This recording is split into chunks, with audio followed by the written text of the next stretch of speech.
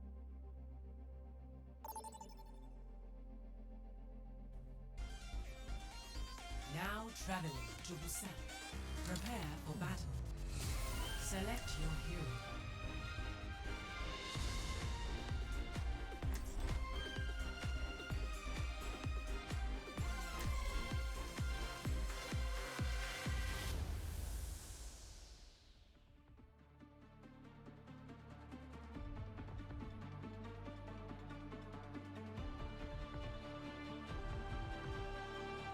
Another word for cheeky.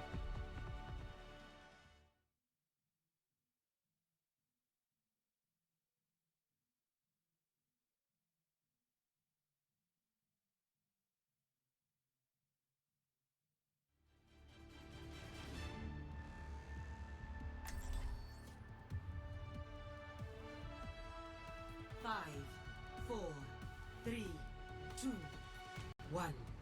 Round 1. Capture the objective.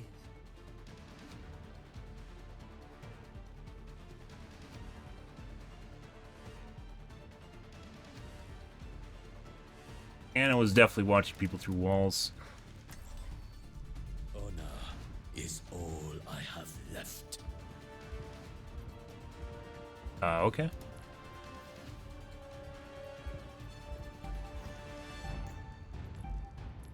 The objective is now active.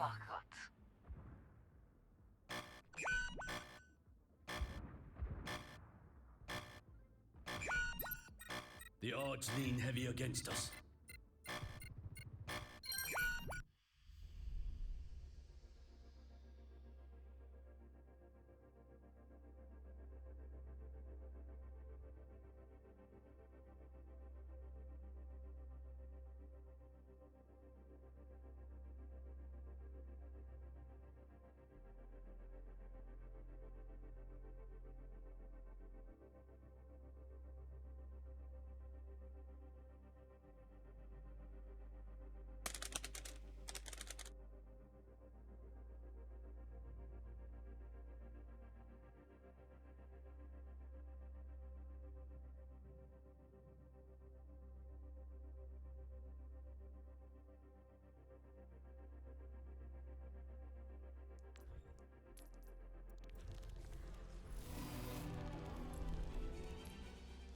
Next game.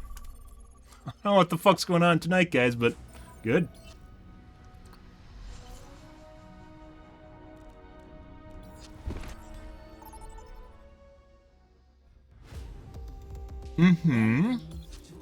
Lots of cheating. And for some strange reason, my shots are very delayed. I don't really get it. Maybe I'm delayed. Maybe my brain's delayed today. I guess.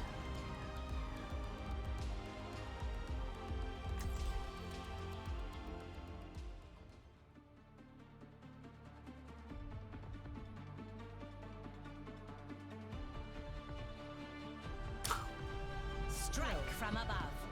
Good. Greetings. Helping those in need is its own reward. Amplifying your power. I am empowered. We must all Hate when my brain's delayed. cause worth fighting for. That'll happen.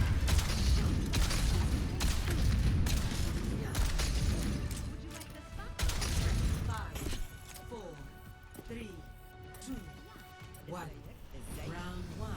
Capture the Positioning objective. underway.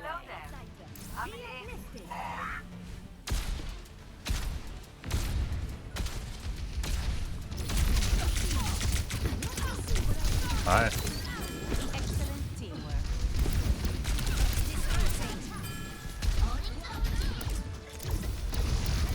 Huh?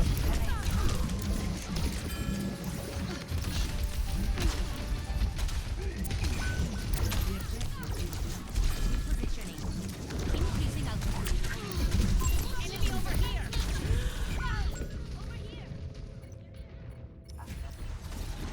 Another game where my shots feel very delayed. I don't really understand this. Done and just shake it off. Hello there. Making a full recovery. En route.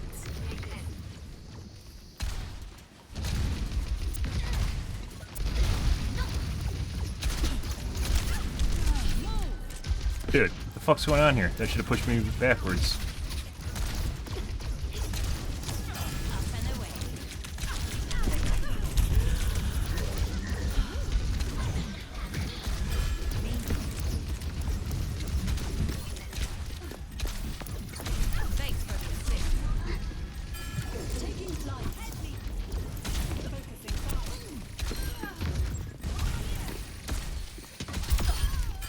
Christ.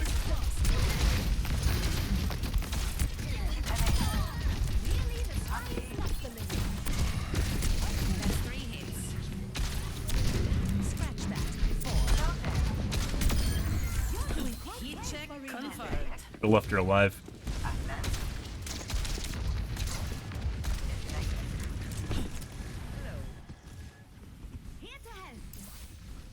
I will not waste this opportunity. Ready. Get in there, and I'll hit you.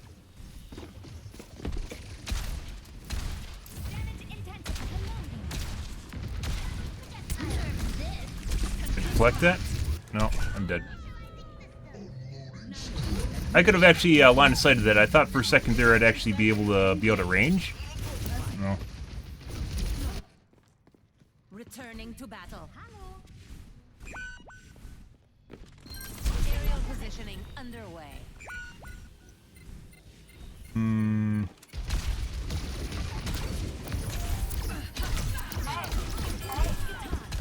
Excellent team. Heroes never die. Repositioning. What?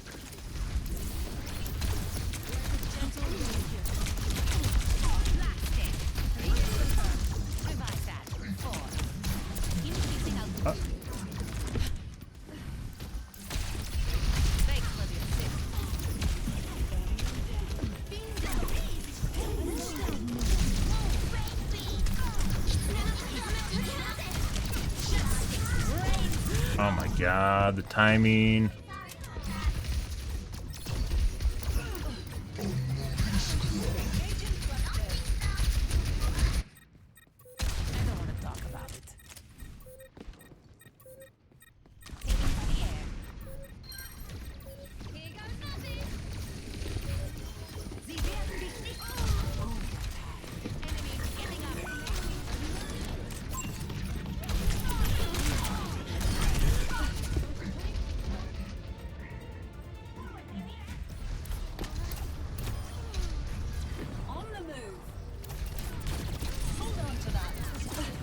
Okay. Time to kick some tail. Best round lost. Hey there. And it looks like we have a cheating Echo. You guys saw that just now. We'll see though. So even if people cheat, guys, they aren't always good. And as such, they won't always make correct decisions, and as such, they won't always be super amazing. Not everyone's a good player. Oftentimes, people cheat because they aren't good players. So. Okay. Thanks for the compliment. An awful lot like he was just cracking us through the walls just now, but you know. Also, I can't hit shit today for some reason. Reflected in my accuracy. We need to give this our all.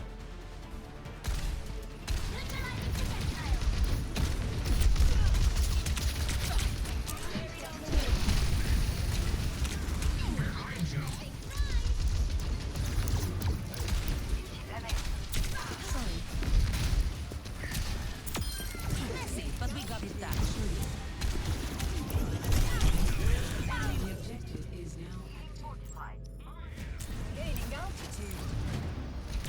Definitely cheating. Good. Not super uncommon. I don't know why, but Echo definitely seems like a character people cheat a lot at. I'm not sure. I guess maybe people that want to do a projectile hero want to do something a little bit more spicy. If you have a cheat that can do projectiles, for instance. Feel better?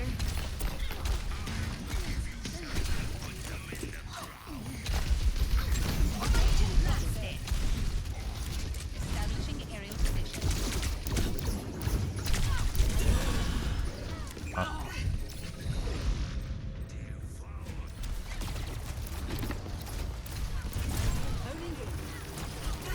Melted down. Helden sterben nicht. Making another approach. En route. Also, my 1% FPS is fucking horrid right now for some reason. Enemy's not finished. On the move. Equal activity in the air.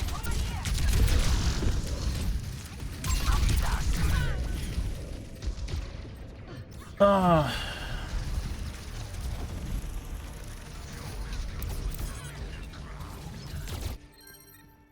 skies await. Repositioning. Cut the pain.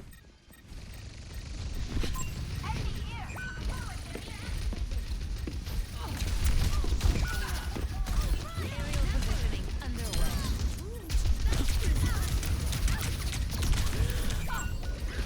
I completely walked out.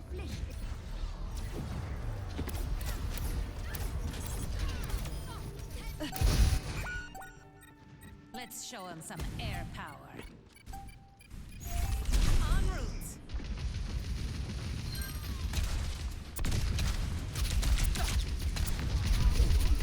Oh. System repair. On the move. Taking off.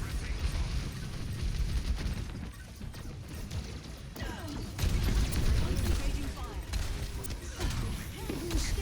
Jesus fucking Christ. Engage.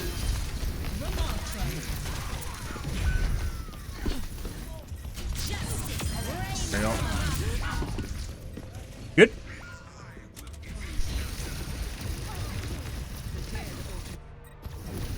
Surrender to my will. My ultimate is Shake it off. I don't know what the bubble shot is called on.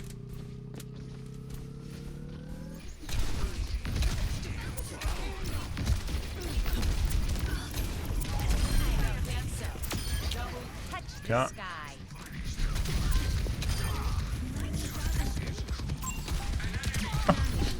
Okay. Round 2. 1. Definitely not better. You need this. Hello there. 37% again, guys. Fucking weird. It's like I'm missing like 10% of my accuracy. The fuck is that? Where'd it go? Hello. Forget regulation. After this mission, I'm throwing a party. Much I don't think I noise in changed this anything from yesterday. world. Let us see to it.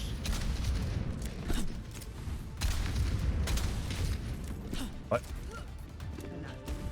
5, 4, 3, 2, 1. Round 3. Capture the I guess they think we care what their May's doing. Up and away.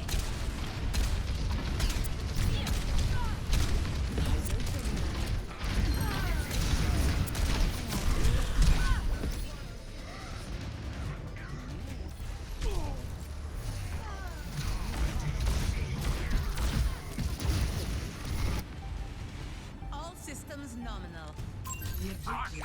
Positioning.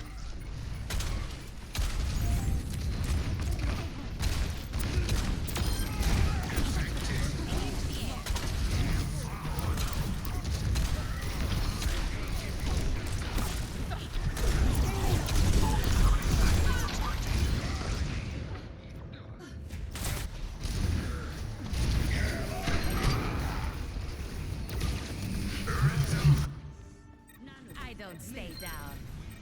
En route.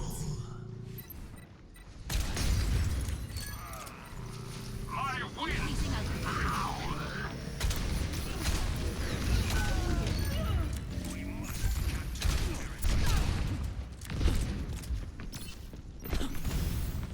Much better. What? Hello there. Fuck's that about? Aerial positioning.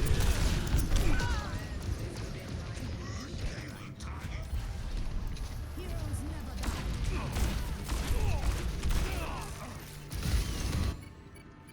The skies await. Repositioning. Good.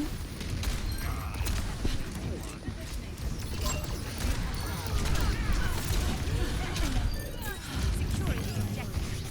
Establishing area.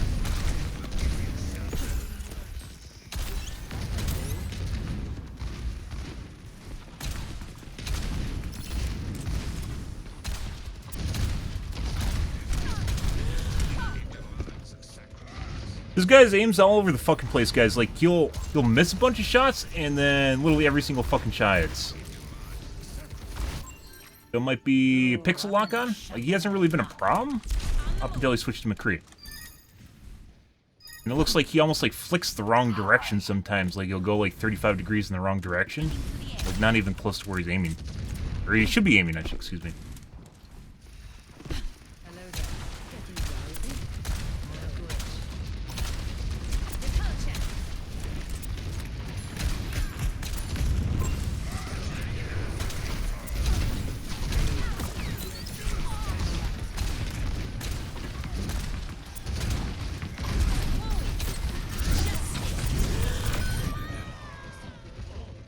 Good.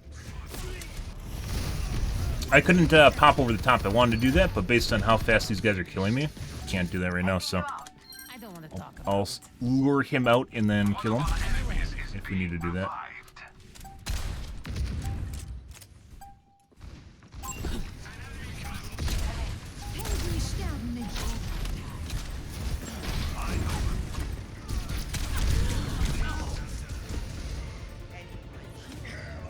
Fucking creep walk up there.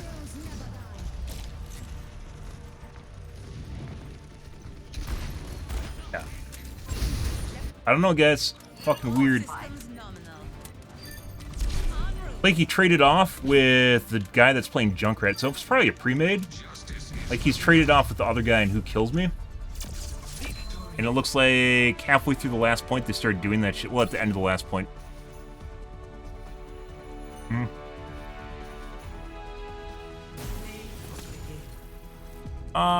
Let's see. Guy. Just went Echo.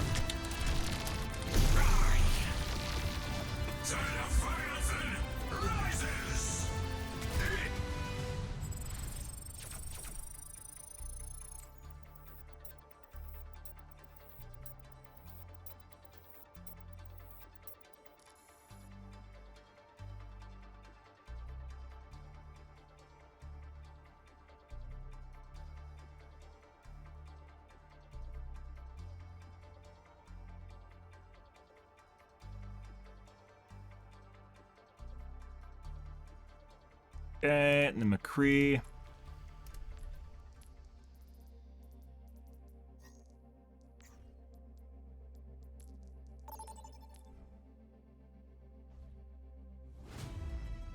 Traveling to Dorado.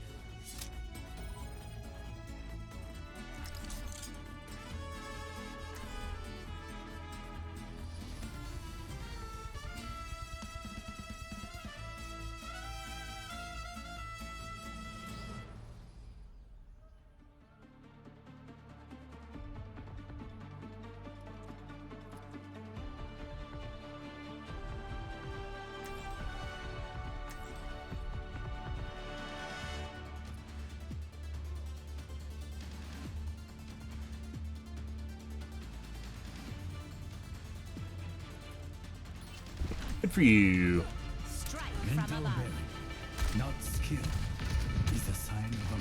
Holy shit, guys. The cheers out in full force tonight. Probably has something to do with the holidays, and Cheat Dev's not working on the holidays, and then they made an update on Monday. Basically made an update for the beginning of this work week. So this is when everyone starts working again. You don't really start working during the lull between December, excuse me, between they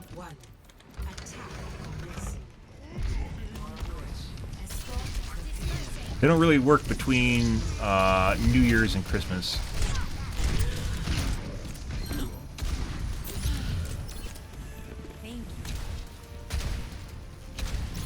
And I'm pretty sure the May on our team was also cheating last game, but we obviously didn't get kill cams on her, so it didn't matter.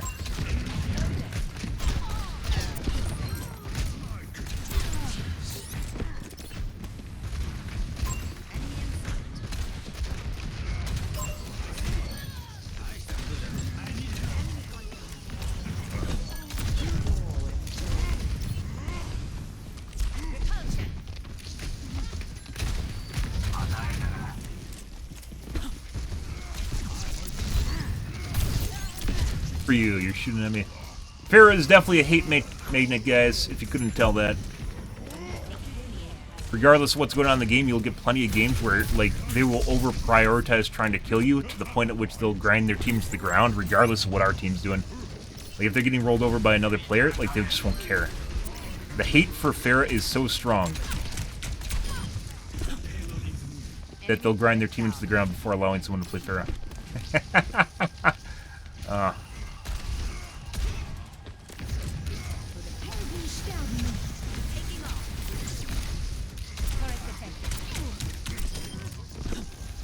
Enemy turret destroyed.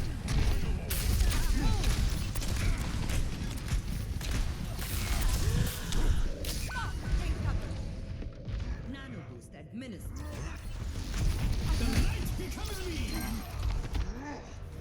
Like, look, our Genji's running over the team right now, and the monkey just keeps trying to kill me. Making another approach. Establishing aerial position.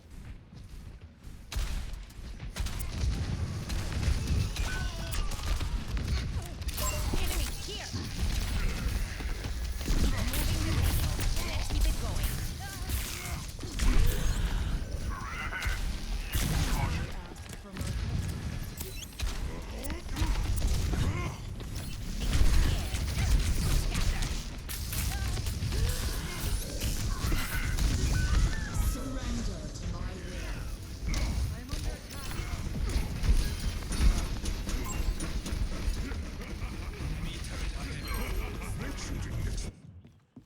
Let's show him some air power. Enemy turret destroyed. En route. Why are you're fucking aiming at me?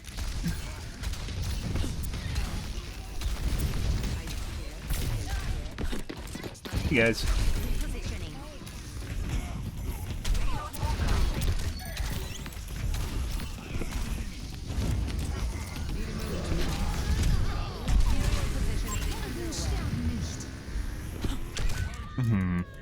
Almost. I didn't get a chance to hop up.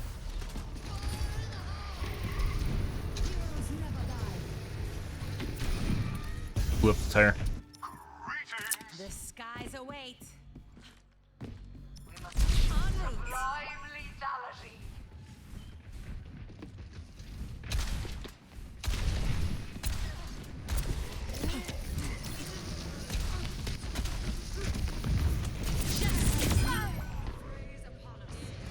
Good. Fucking. Oh my god.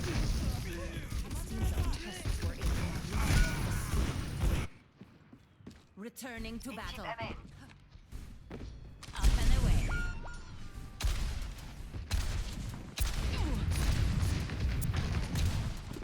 That's the problem. It's Pharah. On the move. Not forgetting the payload, are we? Oh.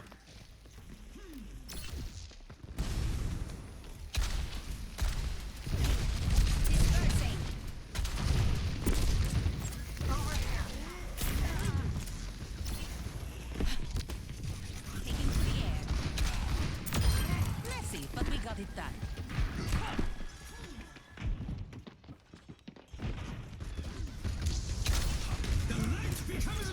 Surrender to my will.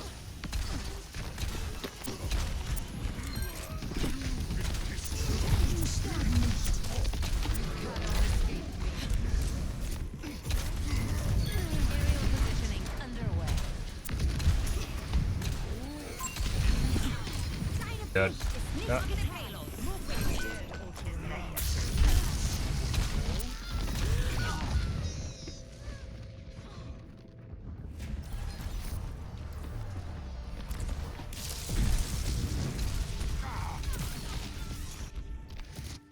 We were surrounded by 2 healers, by the way. Taking off.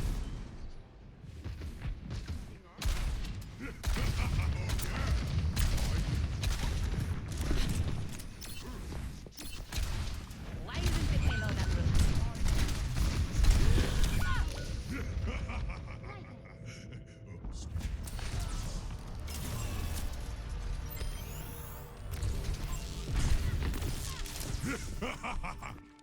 Good.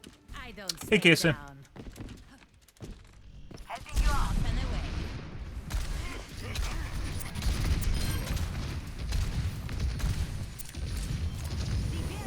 I see an enemy. I don't think so. Yep. These guys, so I don't get heals, guys, and these guys don't actually go anywhere meaningful. Like, they're just, like, wandering around the back here, and they don't push the cart. Or hold the cart, for that matter. And I don't know why we're having jack-off with our tank versus their tank, but that's where we're at right now.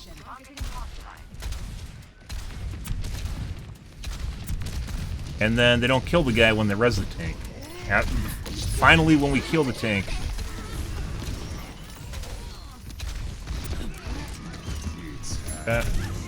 have fun.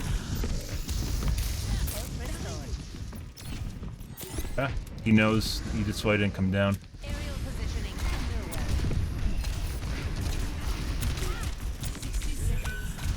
Oh, mercy.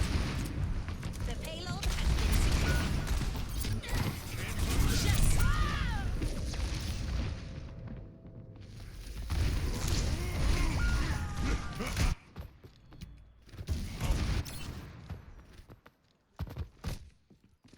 I don't want to talk about it. Actually, we aren't actually even doing that bad. So our healers refuse to heal me. Their guys just constantly jump on me. Time is short. Press And then the tank's not even going where it needs to. And he doesn't produce the damage he needs to, so... taking off. Yeah, no, we're just literally just missing people right now.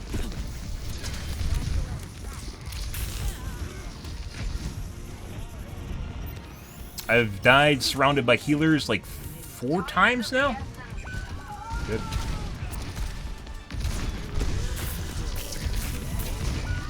Good.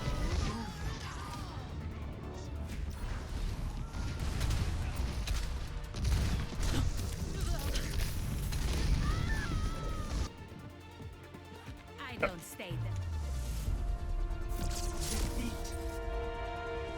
That's what the healers really want to do, guys. They can. Good for them. Play of the game.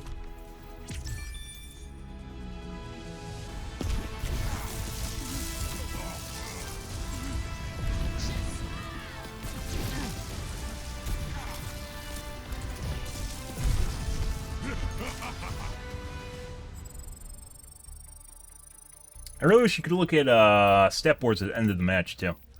That's disappointing. Occasionally you get matches like that, and they suck. Good, good, good.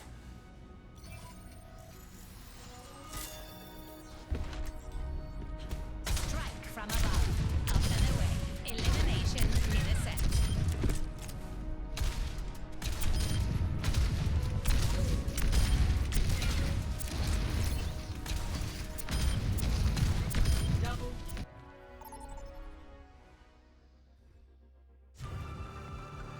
Now arriving at prepare your defenses. Select your hero.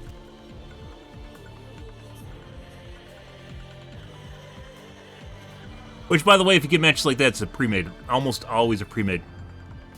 Where you get like two healers and a DPS, or 2 healers and a tank. Because we didn't get healed by anyone. I think we got healed a little... No, we didn't really get healed by anyone. It's like where I'd have to sit and stand on a cart, and then maybe they'd heal me because they just happened to look near my position or something like that. Pretty disgusting shit. And I'm sure they're just jacking off about me losing the game for them. While they basically self-sabotage the game at the same time. You'll get people like that in MOBAs too. Unfortunately.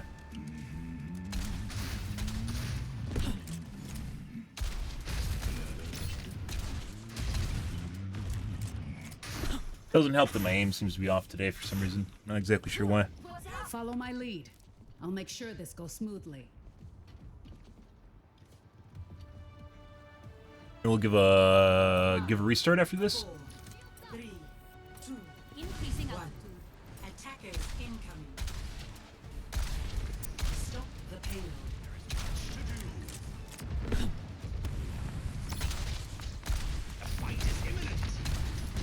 I'm checking in. Is they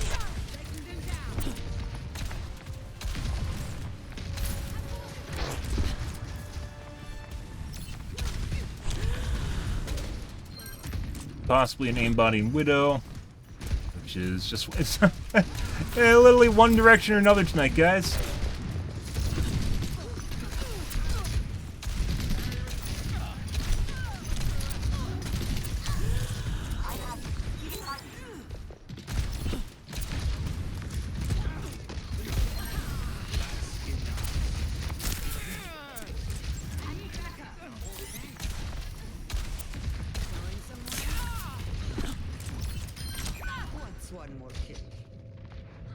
Thought I had time to itch my nose. Good. Ah, yes. Are you preparing for cheats? Ah, I see. Prepare for the toggle. The skies await. Think when I figure out what the fuck's going on with my fucking aim. And projectiles in this game. Never is the answer to that.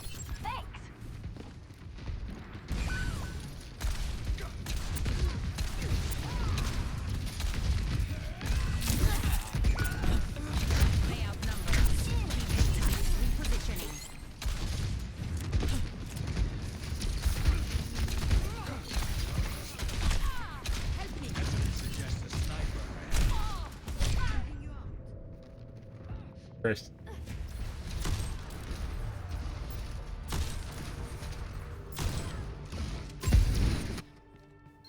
Always more to learn. Thank you. We're on a 37 MS server again. By the way, it has nothing to do with the Lancy difference. It's just a way of identifying which are the Google servers and which are the Blizzard servers.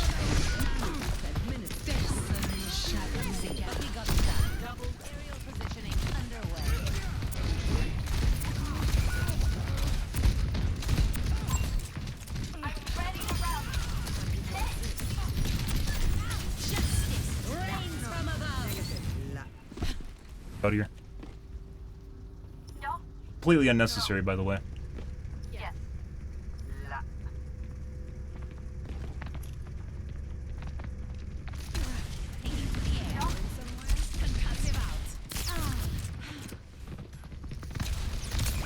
Uh-huh. This guy, I think, toggled. He at least use an infrared arrow? Nope. He's crying about me overkilling him.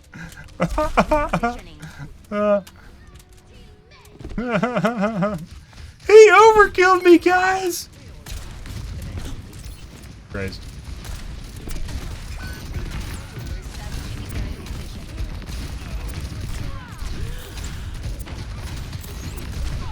Huh?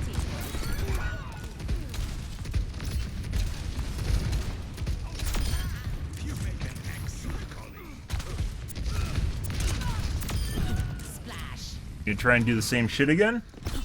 Barely paying attention? Good for you. Up and away.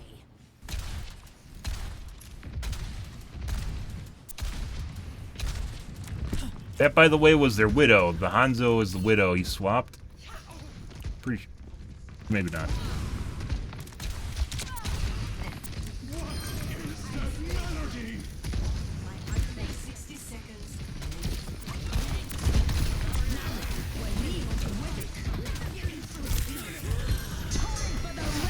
I'm dead.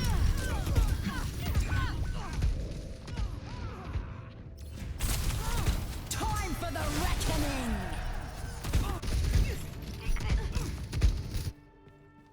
Let's show him some air power. I don't think there's anything you can do about it. You can't even, like, look for a medkit and cleanse it or something. You're just fucked unless you have a Kiriko.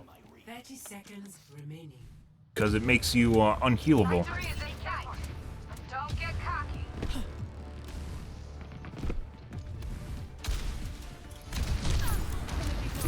Widow again. So yeah, it's the Hanzo. It makes sense.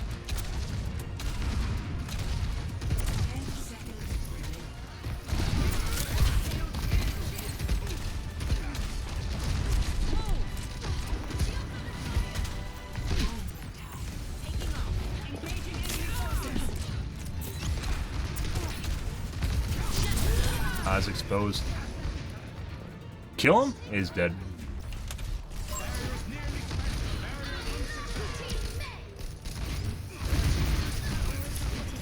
Yep.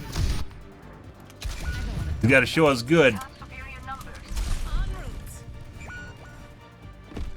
Somehow managed to win it.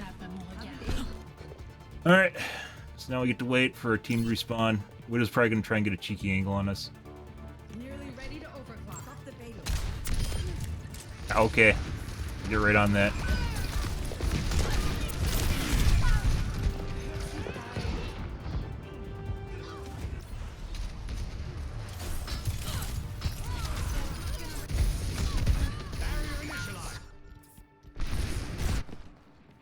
All systems nominal. Coming through.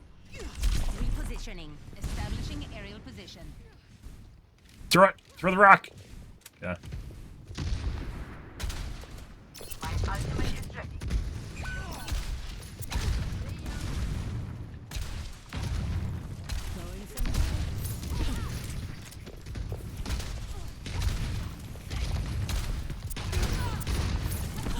Aimbot grenade, please. Good. Aerial positioning underway.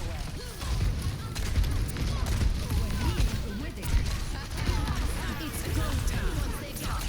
Time for the reckoning.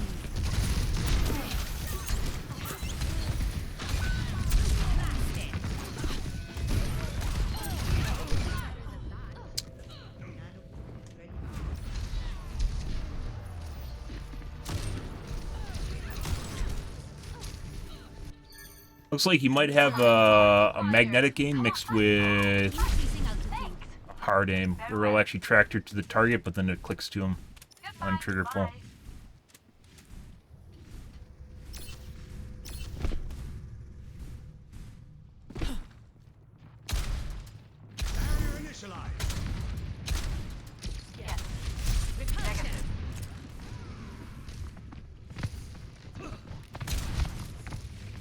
Back to playing Hanzo.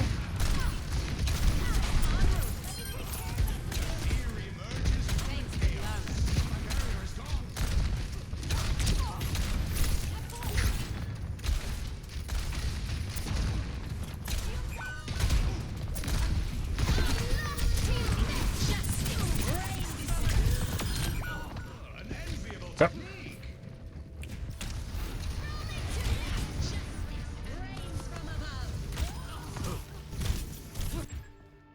Ah, perfect off-screen flick.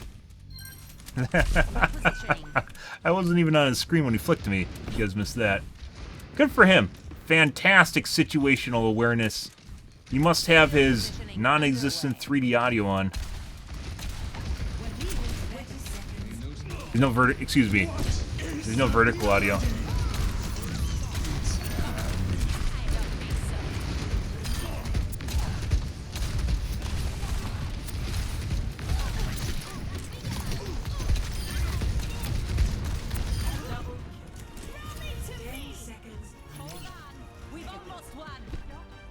I think it is our other DPS. It doesn't look like it. Good. Alrighty. And our cheetah friend. No, he didn't leave. I think it was our tank that left. Good.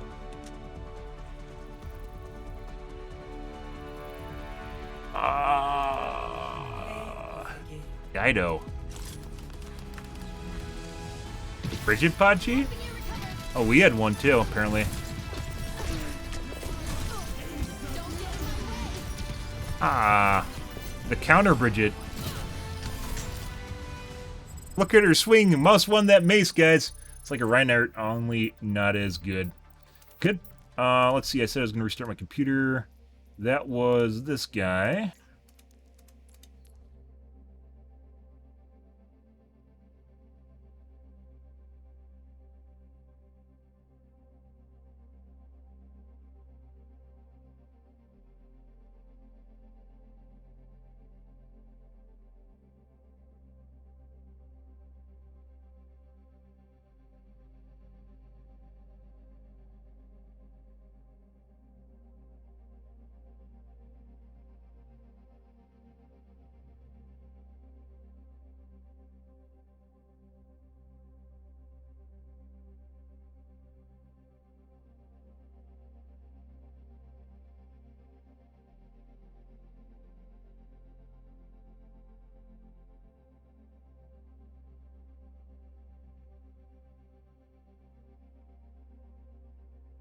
I mean, you have to consistently do flicks with Widow constantly. That wasn't the Widow flick though. That was the Hanzo. That was where he crawled up the center statue and fucking fucked me in the face with an arrow while I was ulting, or in the back, one of the two. Even though the statue was completely obscuring where I was for him, or the obelisk, whatever you want to call it. Good. Okay, I need to restart my computer, guys. I don't know what's going on here. Something's happening. My aim is literally fucking shit. I should have checked my accuracy stats. My aim is shit tonight, guys. I don't know why. And it is very aggravating. Can't kill stuff. Silly when I can't kill stuff.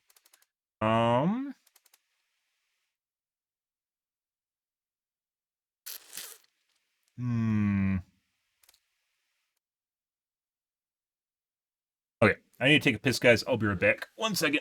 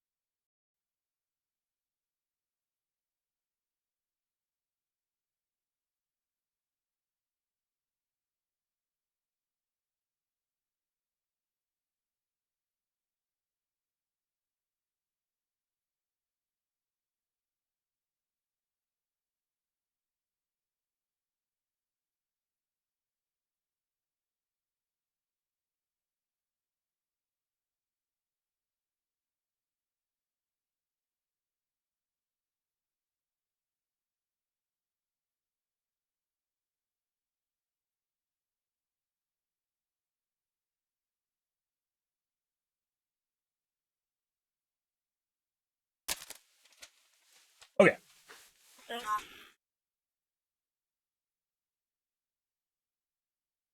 You guys missed me? Oh, yes, you did. I know you did. You don't even need to tell me. I just know.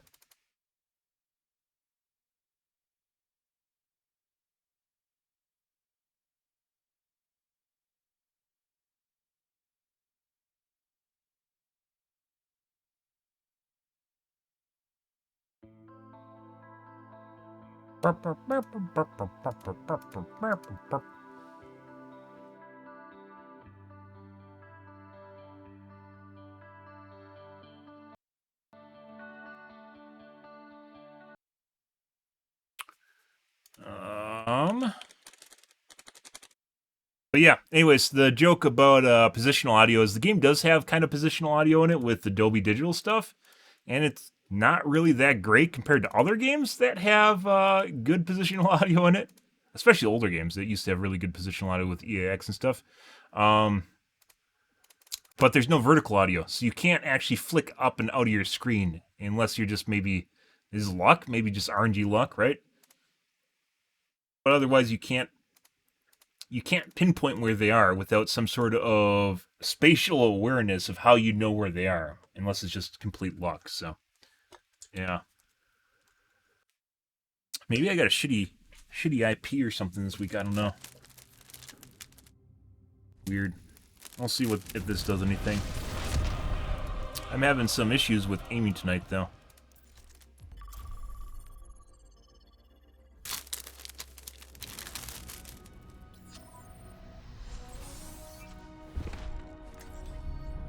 Strike from above.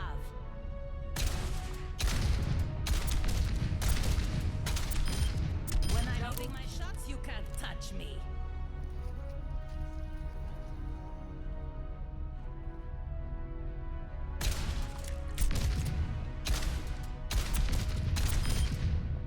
Double kill.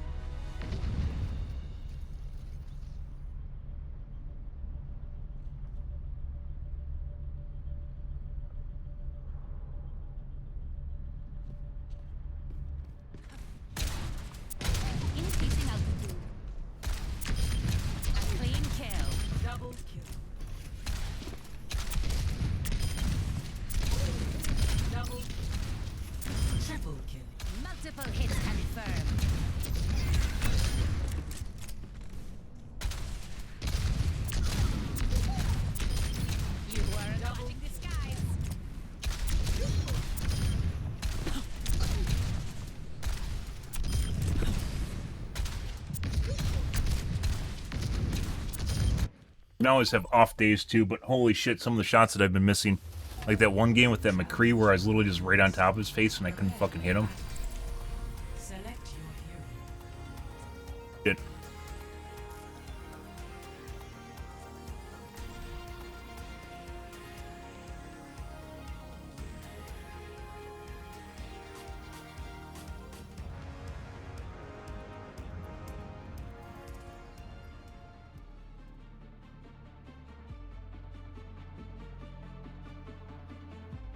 I don't know.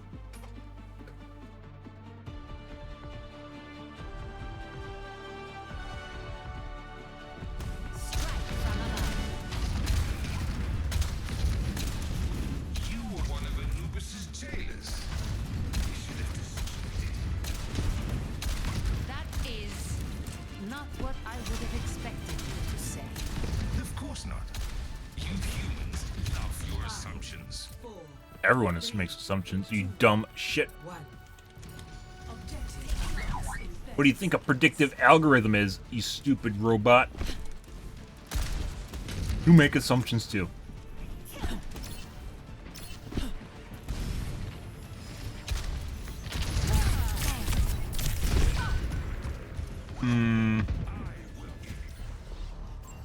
I don't even know where the fucking Sombra was that hacked me. Okay, my head's in the game. Objective unlocked. Repositioning.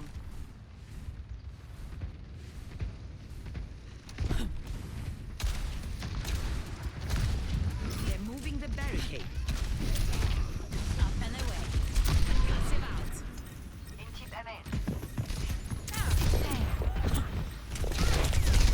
How did she just not die? The fuck was that, guys? And her whole team's here, by the way.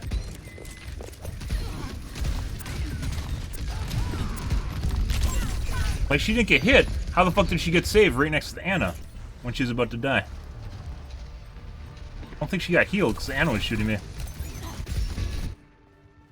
We need that robot to turn around. I have a bunch of shit like this where I can't finish people off, too, which is very annoying.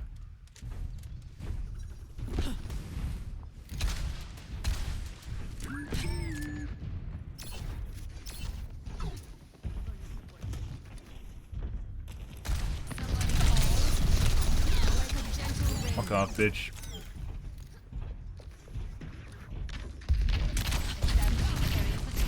It's a pre-made. These guys are just trying to fuck around with me for some reason. So maybe they know I'm streaming or something. I don't know.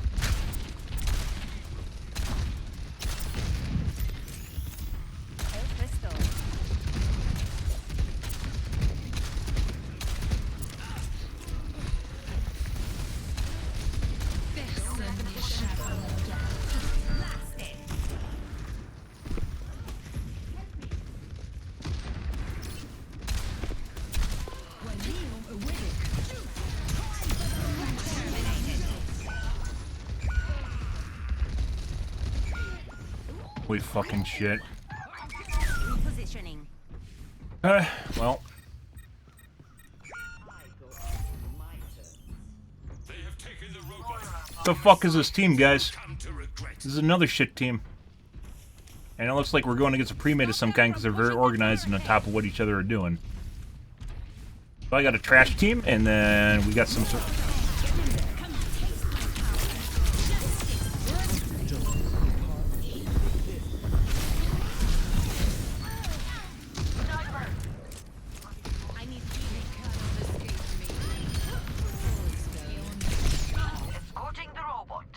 Literally hit X. There's Anna the fuck over there.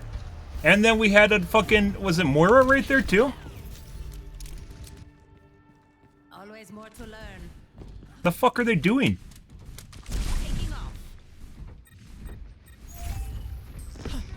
They've taken possession.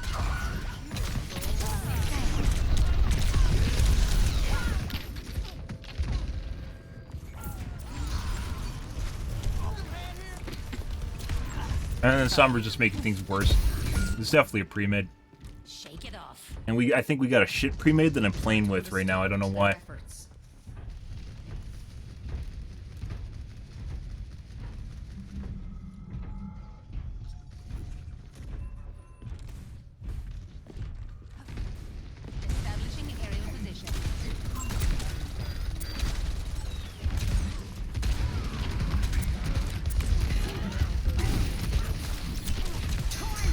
me too, Farah, to be a dumbass. But now they're just doing BM now, which is they're trying to kill me with own characters that I'm playing right now to show me that I'm better. They'll eventually get it if you watch long enough. Actually, I don't know if drops are still going today.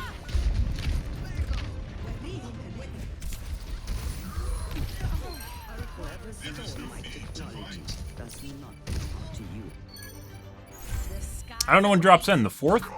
But basically you just watch and you have them enabled on your account. Bye.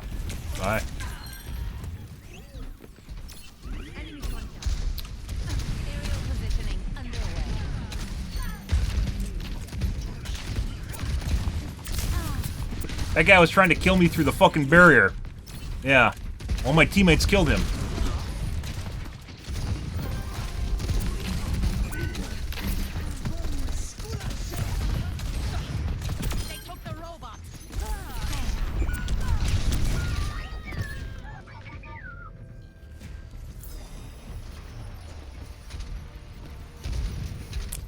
But fun, good, enjoyable, lovely.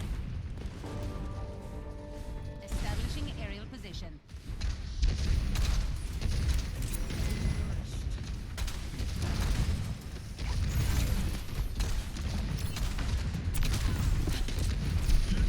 Enemy over here. He's a knower. Literally know my Q came up just now, which is why she EMP'd. I don't want to talk about it. Taking off. Time for the reckoning.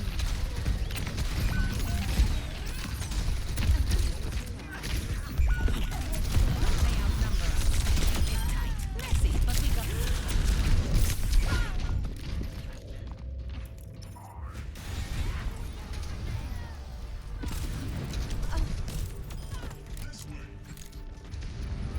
All systems go. Aerial positioning underway.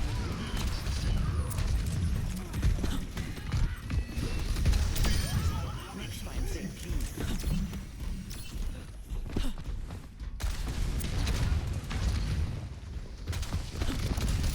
En route. Nice pre-made.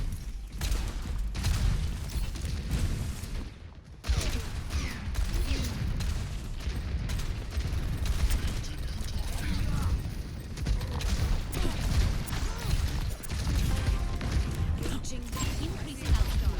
Moving along now. Oh my god. Huh?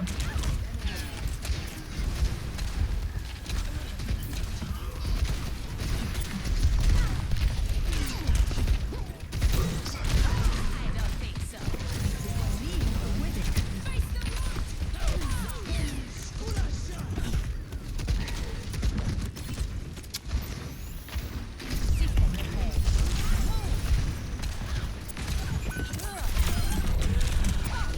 They took the bot.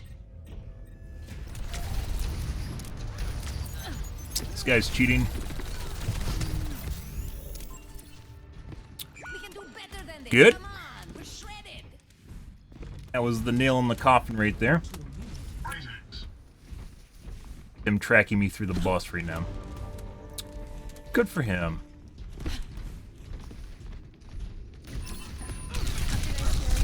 Huh.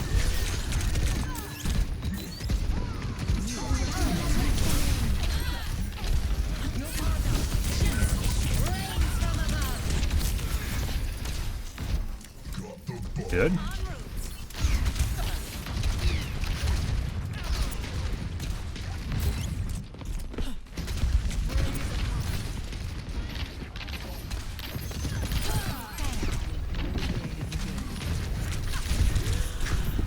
I really want my D. I thought that was a Moira?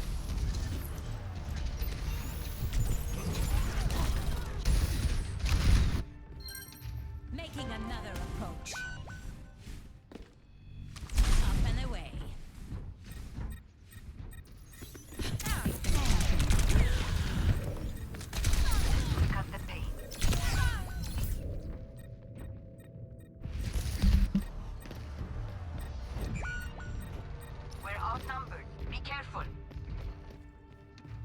Okay, my head's in the game.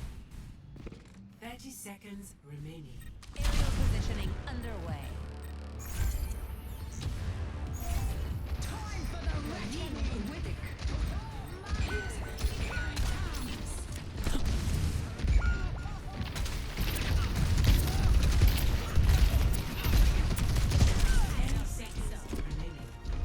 That was a mistake. I should have just ignored him.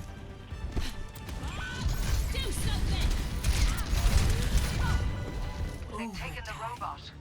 Without Good ult. Do something. Defeat. All right, and Sombra's cheating. Siege 1. Of the game. Time for the reckoning. Oh, might. Here it comes.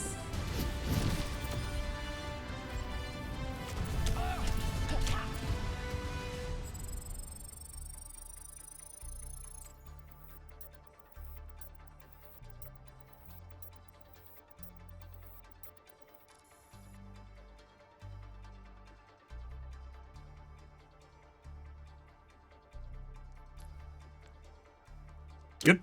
Next game. Jesus Christ, guys, the amount of cheaters tonight is ridiculous.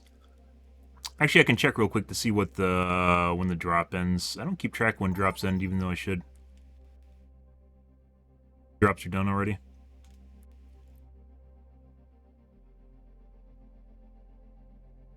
Rough night.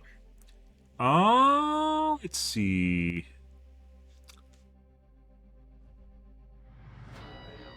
Welcome to Jakarta. January 4th. At some time. Which is not in my time zone. It's 2 a.m. CST, I think. 2 p.m. Good.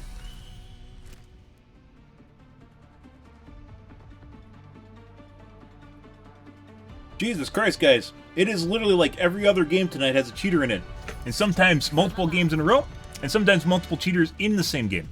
It's like a cheat developer just released a fuckload of cheats today. I don't really get it. Someone did. Happy New Year's, guys. Here's a new cheat. Sort of shit. Ridiculous. Anybody got a toothpick? Got one of them mantis arms stuck between the molars. Establishing aerial position. Get out!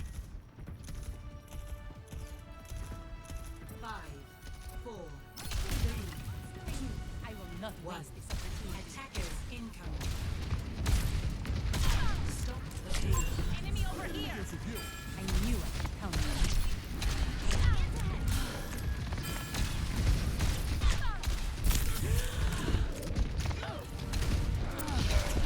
Tried to pop me. Really wants to finish me. That must be unbearable for...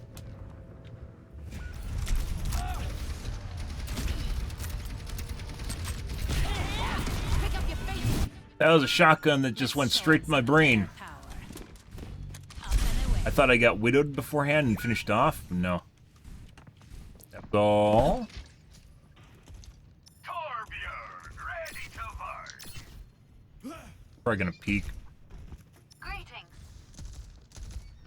Reinhardt at your service. I am empowered.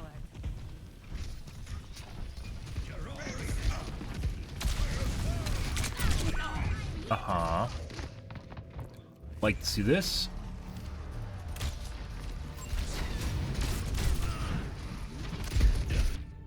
Holy shit. Turning to battle.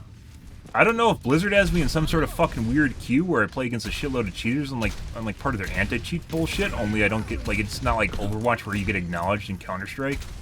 But it definitely feels that way sometimes.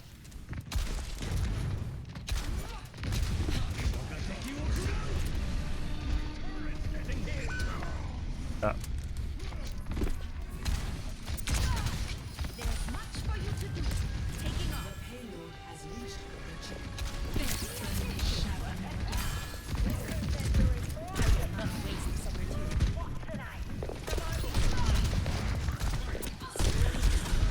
Up, dude.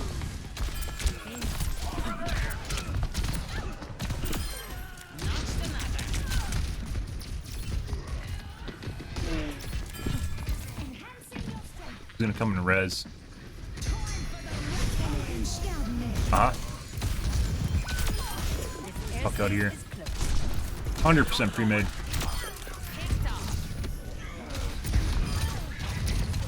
The Widow knows I was doing that. She came after me.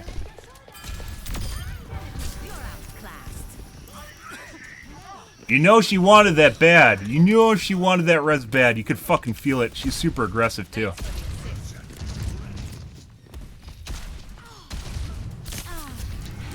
And I think there's a bunch of people in here, guys, that are sus as fuck. The Hanzo is. The Hanzo is. The Ana is. The Widow is. Jesus Christ. We aren't dying to just one person, so we don't really get a kill cam on one person. Also getting decent heals, so. That's the Widow. Yeah, that's the Widow. Yeah, he's like trying to get like fucking like cheeky shots on me, like through corners and stuff, because he knows exactly where I am. He's definitely cheating. The Hanzo might just have some good aim going on there.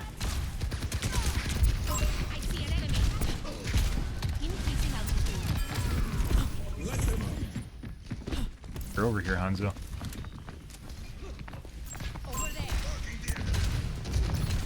Must be a pre-mid.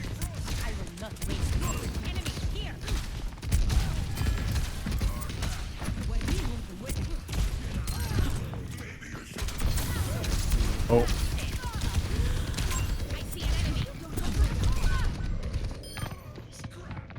This guy has a super hard on to kill. This guy's definitely cheating. Yeah. He's 100% cheating. That's the Widow. All systems nominal. Thank you, my friend. What the fuck is going on here today, guys? Holy shit. What are these games? Get me out of here. I want normal games. We had some decent ones on the weekend and last week, and now we're back to whatever the fuck this is. I haven't seen cheating this bad in a while. This is ridiculous.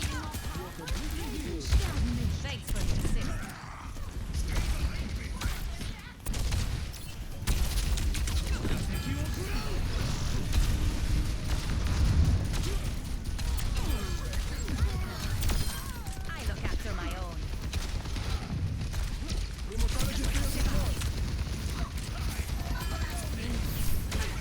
Can taste it.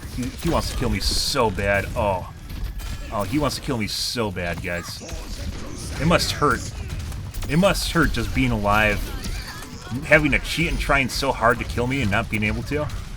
Our healers are pretty good in this match too, which is helping things out. Both of them. We've gotten saved by both of them. Over there.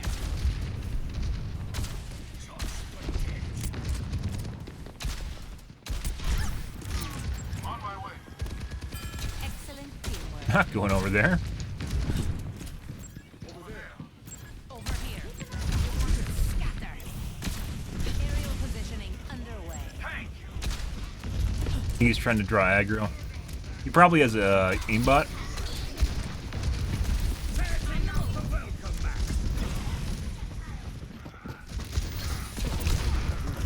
Not good. Hey, buddy.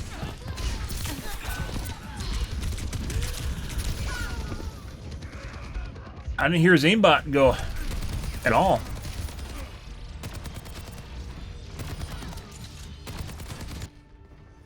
Always more to learn. On my way. Hanzo's now playing Ash. En route. Up and away. I am power.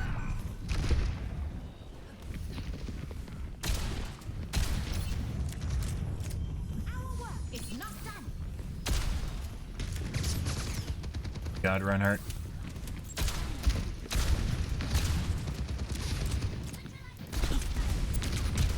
Dispersing. Get him.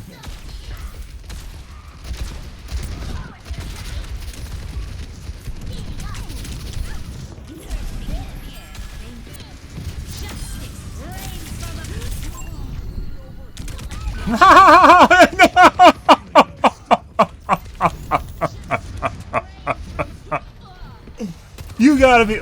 Yeah. I mean, this guy's cheating, so he knew exactly what was going on up there, so he could do shit like that.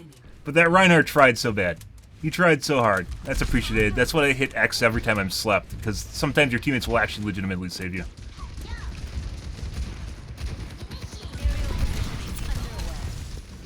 I see an enemy. Ah. Do something. Enemy over here. Right back at me. I will not waste this time. 30 seconds.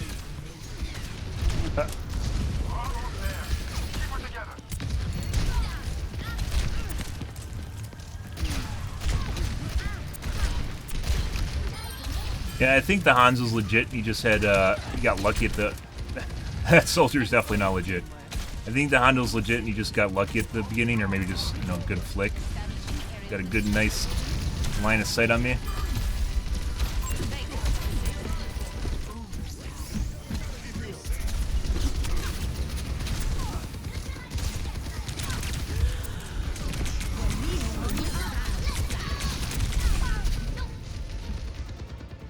Rockin' hard spot. Oh, hi, Mercy. How's it going?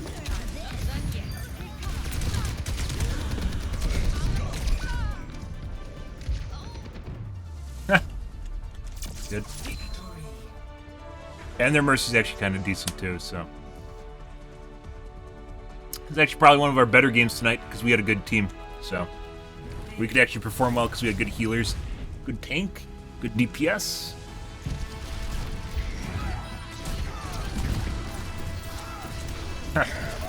Oh my god.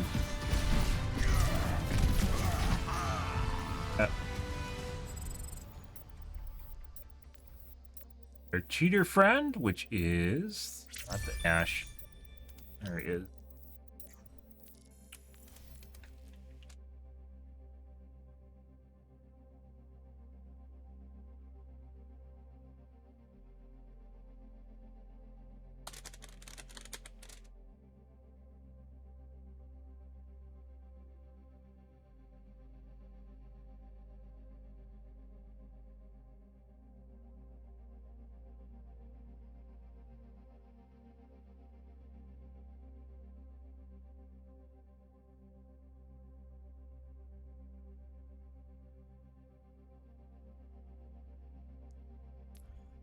Okay. Lots of cheating tonight, guys. It's probably one of the better games simply because their team was decent. So, as it goes. Select your hero.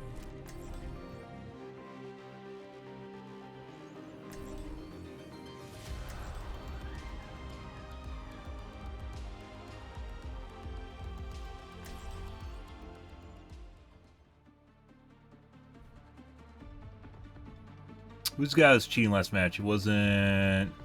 He's not in here. Pre-made, though. The healer and the Hanzo from last match. Oh, we get to see if Hanzo toggles. Mercy was bullying our healers last match. We were attempting to.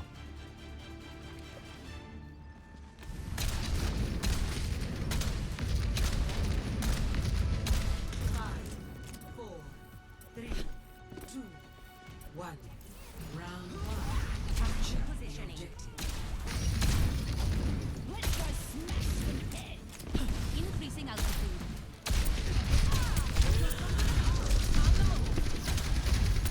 Turret detected.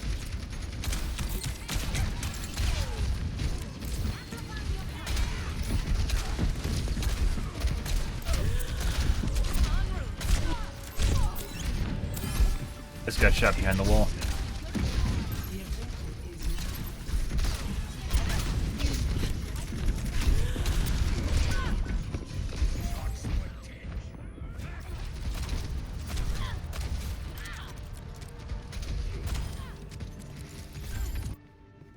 An awful lot like our Hanzo friend toggled. Positioning.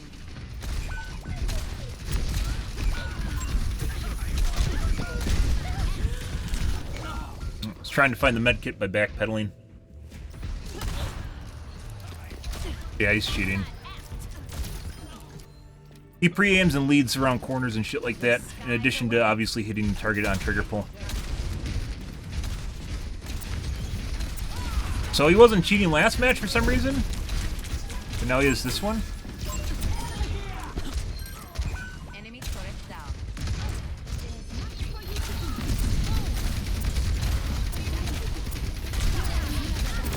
Yeah, he's just fucking throwing,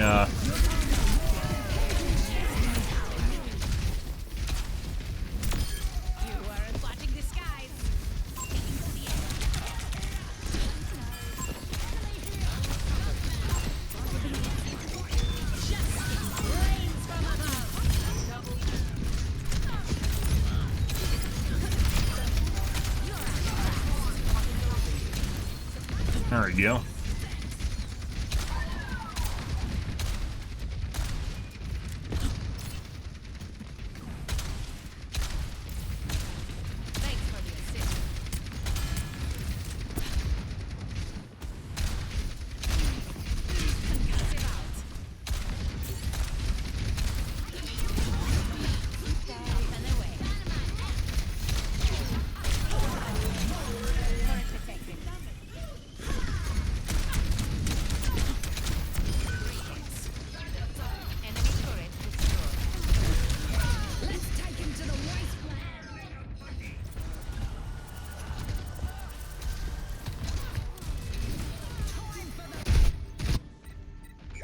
Systems nominal. En route.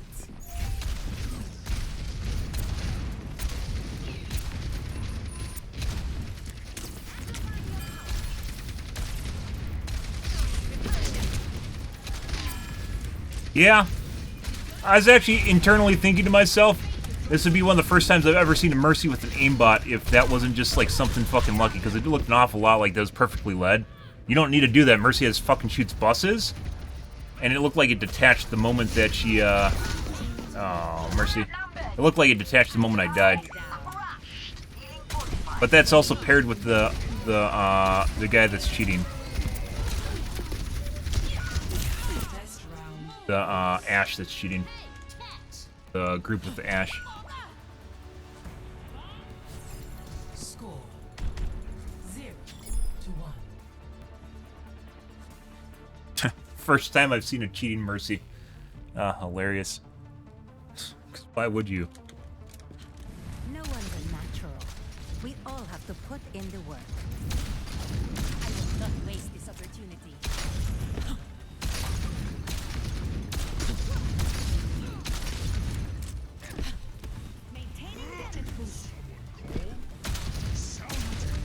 People cheat at anything, guys. They cheat at fucking Fall Guys. They cheat at Wordle. They'll literally cheat at anything they can get away with, if it gives them a little bit of serotonin and dopamine. Yeah. Whenever anyone goes, why would anyone cheat at that? They'd never do anything like that. Just point out what happened in Fall Guys. Just point out the fucking Fall Guys of 2018 or 2019. Where people were cheating in Fall Guys. Of all games, fucking Fall Guys.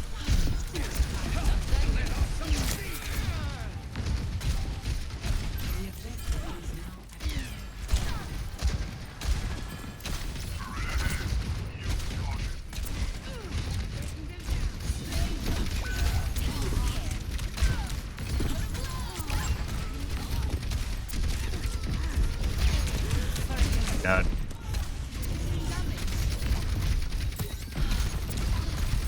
I really need to get rid of that turret. I can't spend time getting rid of it right now though.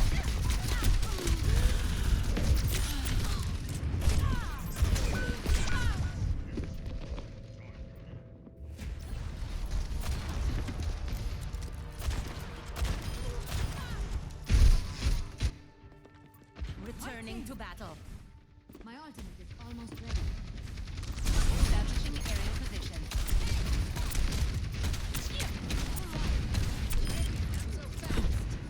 Enemy turret destroyed. My ultimate is charging. Heroes never die. Helden sterben nicht. I mean, you can. You're ready to come over here.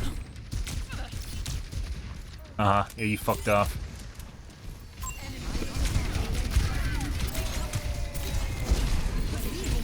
Huh?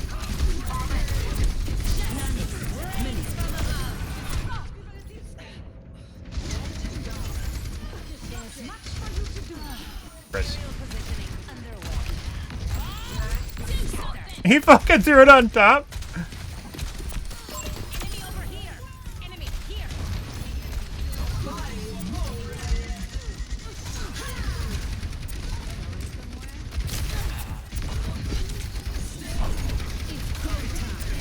No.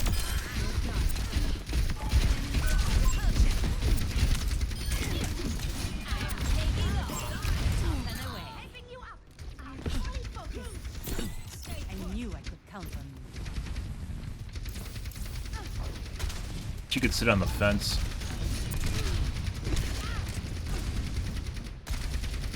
Dispersing. Thanks for the assist. Ticked off. Taking to the air. I need healing. My ultimate is charged.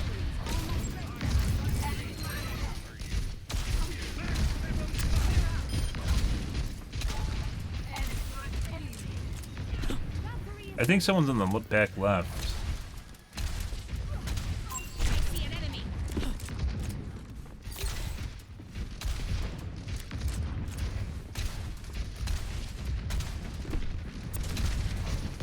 Taking off. Over there.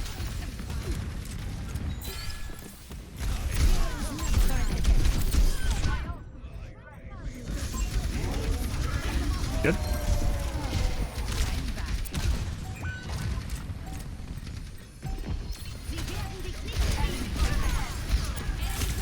You're powered up. Rain from above.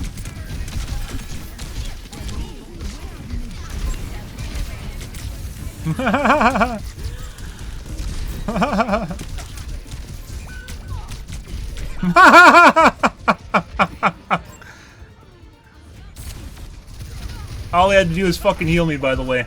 They didn't. Just wait for her fucking ult to wear off. That's hilarious. Always more to learn.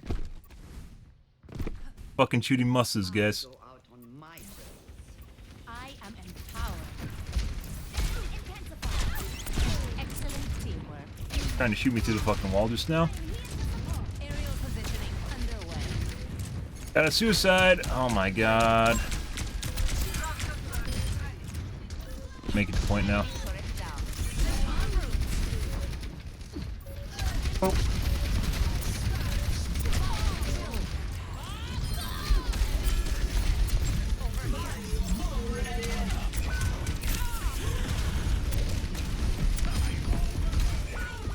Enemy turret destroyed. It's go time. Defeat. Good.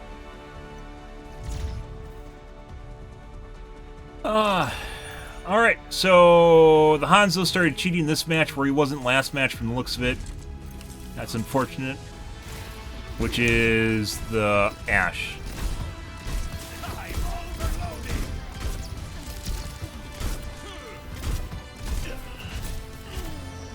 Normal Torb play.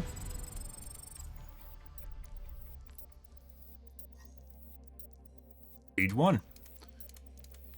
Now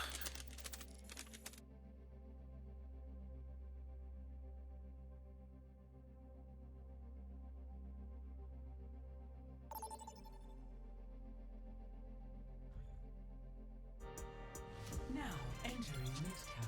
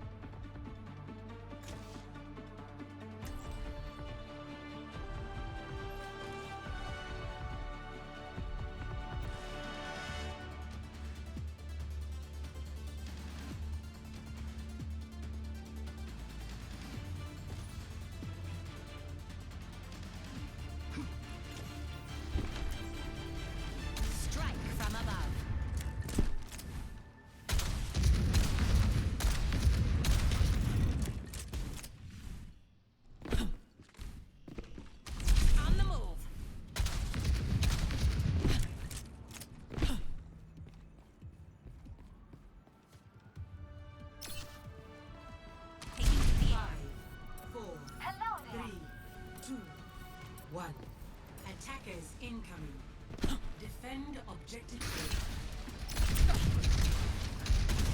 Enemy over here.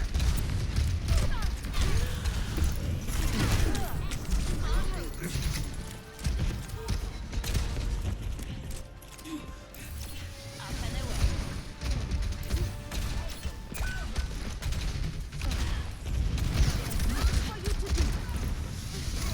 Fuck off, aliens. Get the fuck out of here.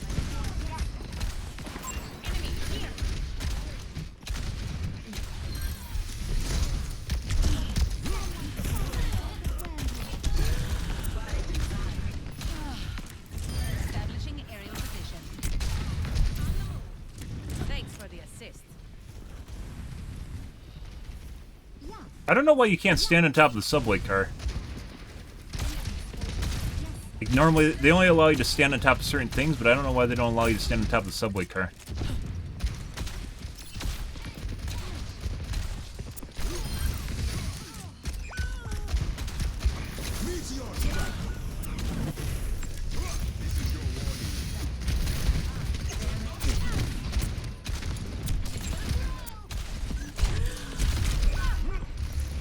And the thing about, like, the cleanse, too, is it lasts. It's a duration. I don't understand why it's not a cleanse immediately.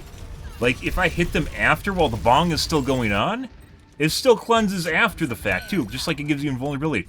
Like, who the fuck designed this ability? On 15-second cooldown.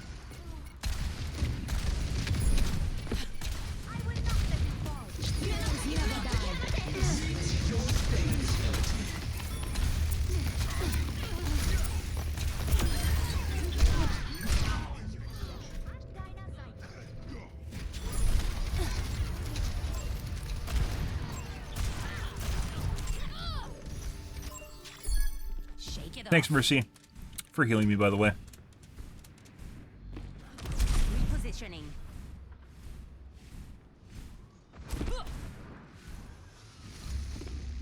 Up and away.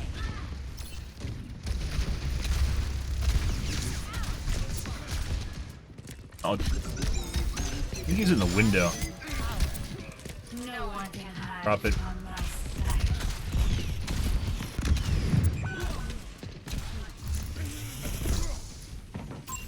Missed, by the way.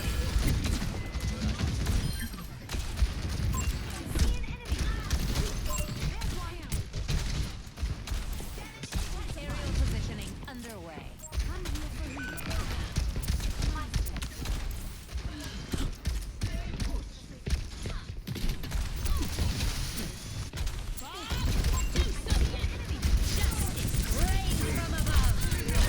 Why would you do that? He really thought he could handle that, and he couldn't. You have a lot of health. Oh! Motherfucker.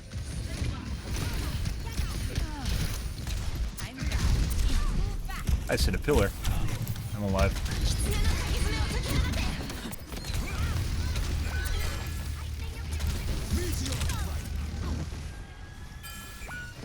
I will not waste this opportunity. Increasing altitude.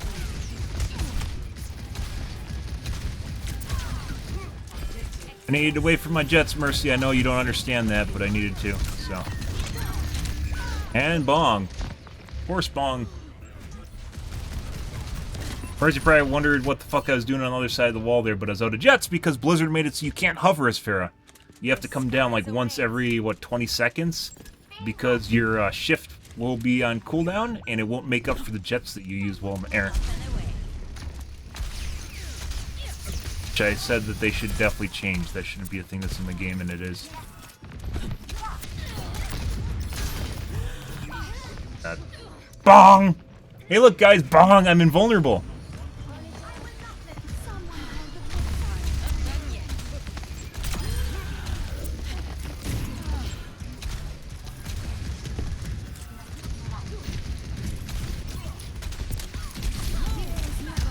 Yeah. He just uses Q from across the map in the spawn? Yeah, he did. Alright, well, good job on your Q.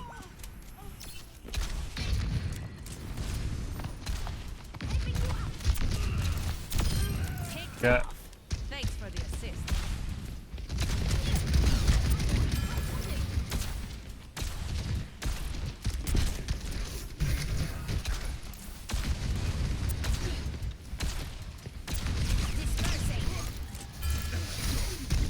Ooh, I almost queued that.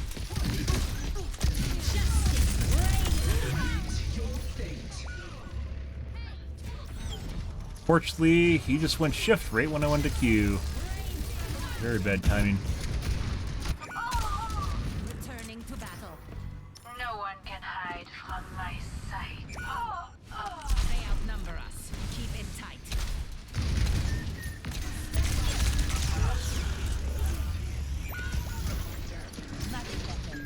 Buddy.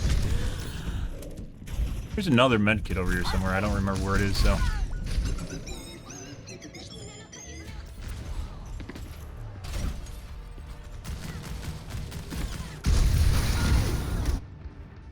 Time to kick some tail.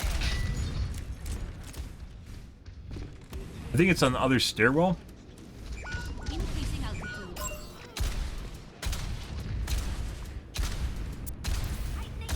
I am power.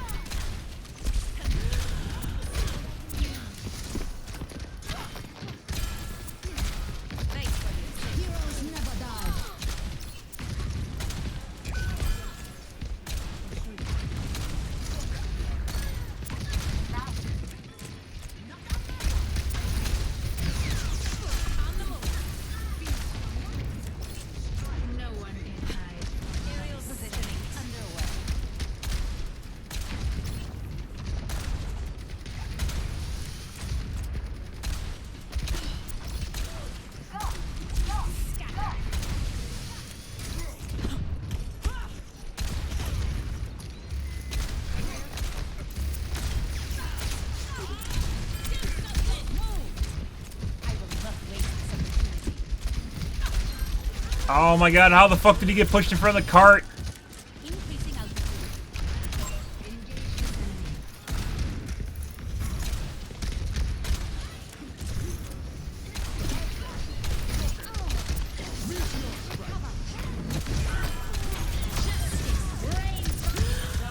Thank you for walking into that. I appreciate it.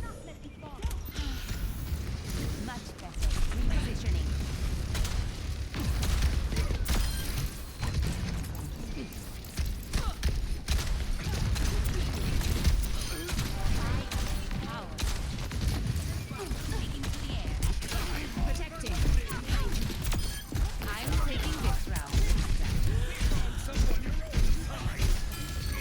Oh.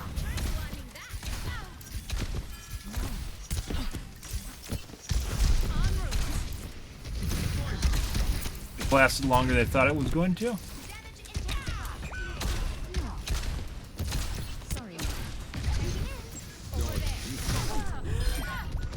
Apparently, Doomfist was up top.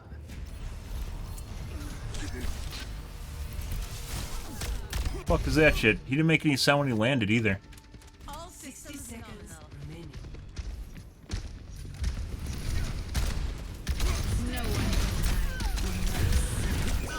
The fuck is our tank doing? Experience tranquility. God.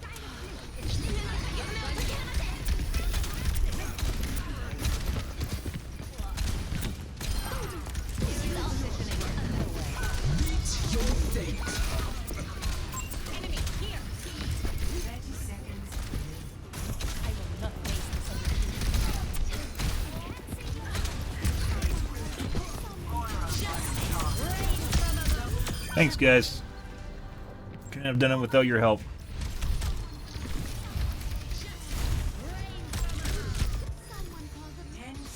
There's much for you to do.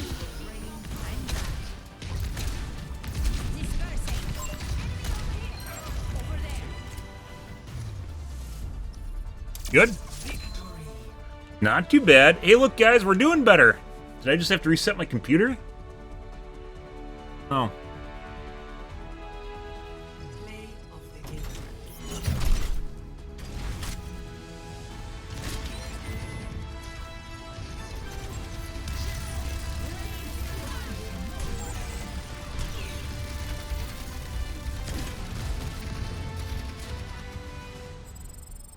Good. Good. Holy shit, guys, we're starting to have good games, which is kind of weird because we're starting to get to those early morning hours, and that's usually when you don't get good games. Good. Good. Wow.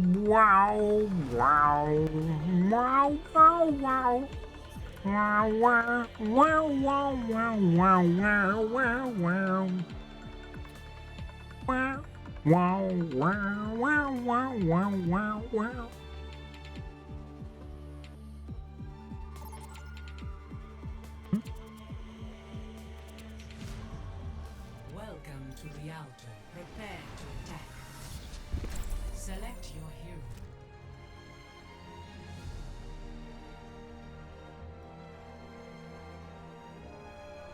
Jesus, guys, the amount of cheating we've had tonight is ridiculous. Insane. Absolutely insane. It's like every other game right now. One cheater.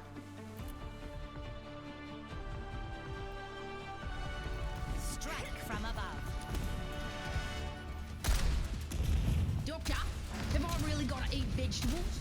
It's like crunch. How long have I got to chew these? Random monologue. Watch your flanks. They might try something.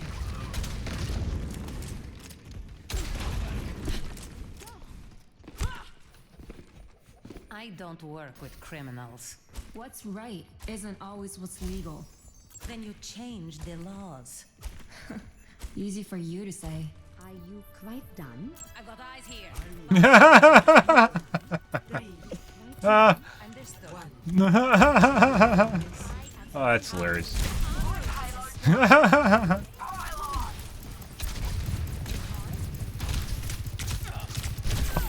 She's intentionally being annoying.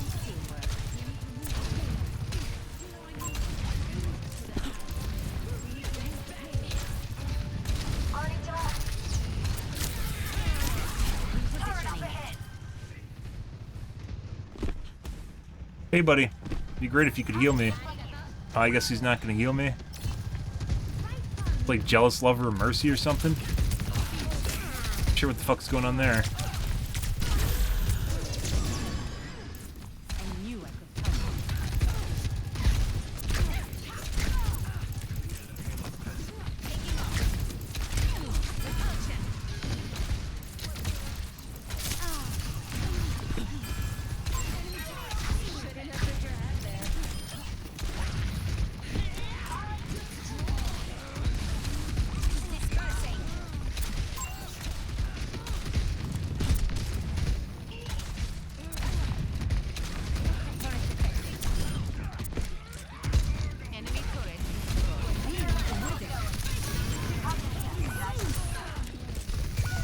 Definitely feels delayed.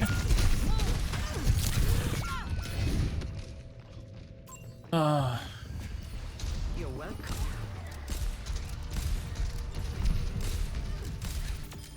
Are you quite done? Hi. The skies await. Easing altitude. Heroes never die. Pick up your fate, you This ends now.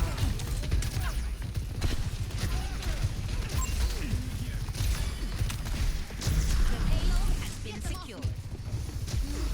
Time for the reckoning. Guide you. Justice reigns from above.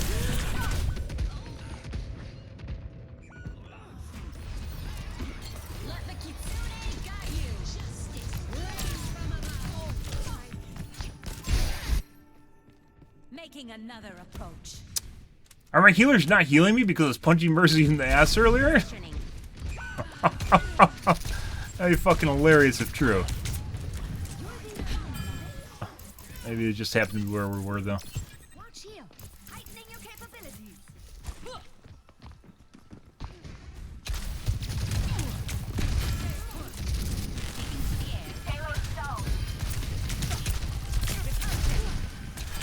Excellent teamwork. Fuck's her tank?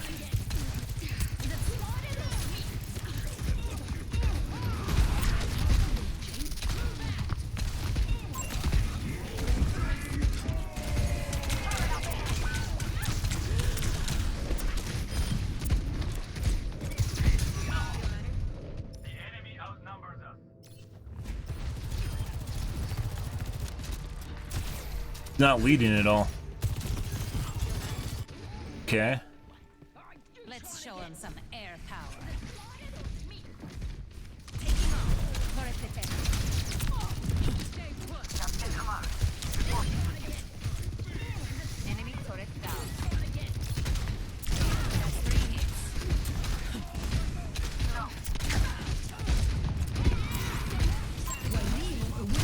Time for the reckoning. Protecting.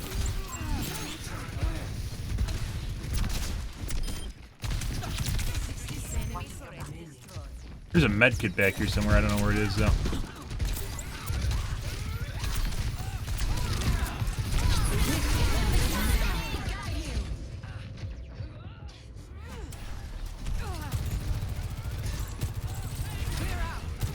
This ends now. Pretty sure this guy's cheating, but he doesn't have a good aimbot. It looks like it's just locking to chest, which if you're remotely competent at Sojourn, you know you can't do because it's not a...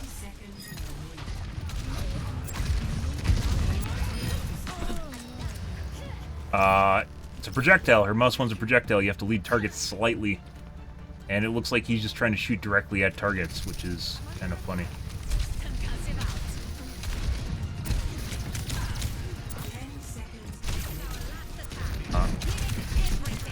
You know.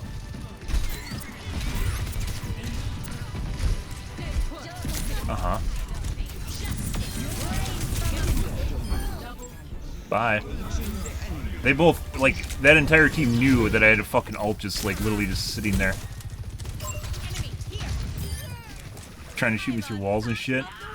Yeah, fuck off. It's like one of the best things you can do is literally just, like, sit behind something while they still try to kill you. It's the most ridiculous thing ever. Like, they'll just, like, hyper-focus you and not, like, pay attention to anything around them.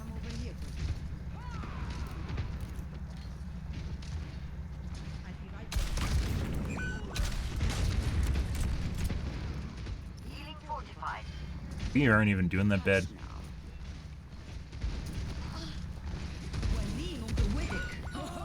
Fortunate timing. Yep, that is the Sojourn, who I said was cheating.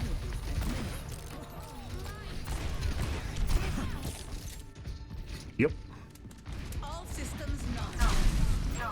Negative.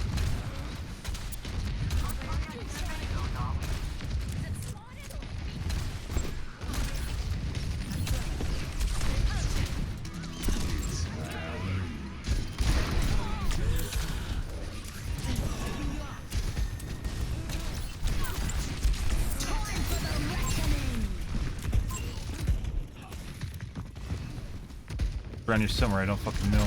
Can't see him though.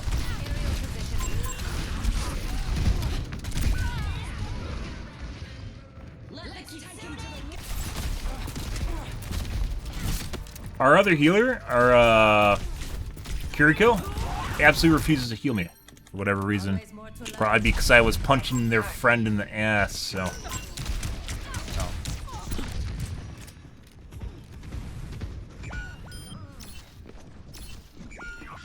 Enemy turret destroyed. Much better. 60 seconds remaining. No.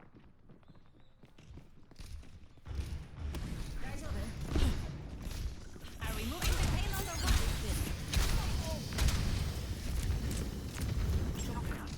Increasing altitude. I need help.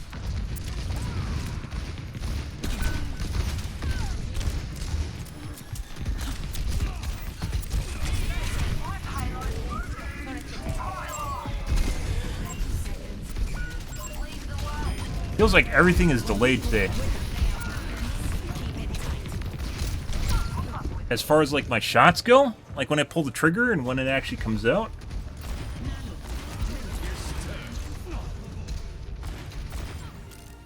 Affirmative. 10 seconds. Let's show Keep him some attacking air until the power.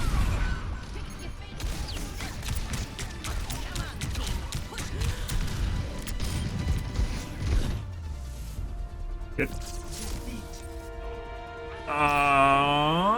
Yep.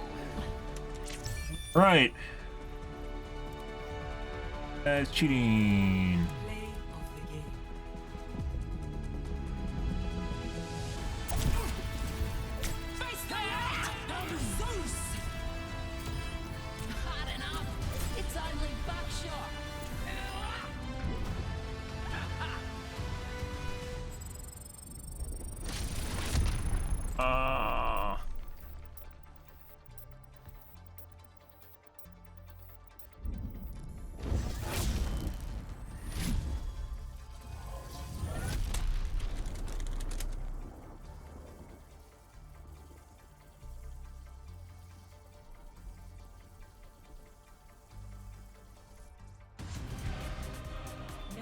Arriving at Ilios.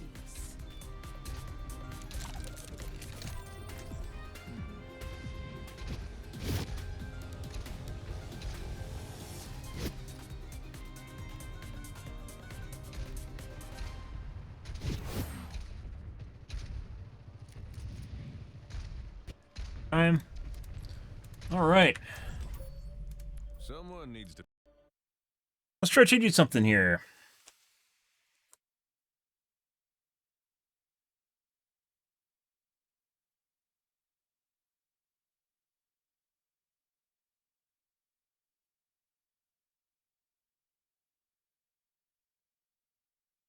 The fuck is Razor running?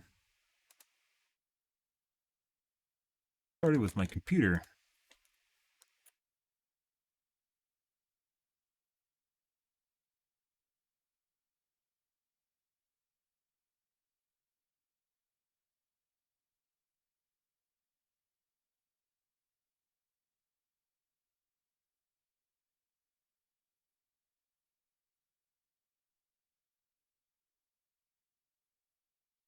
Oh, it's because it installed the update. That's why.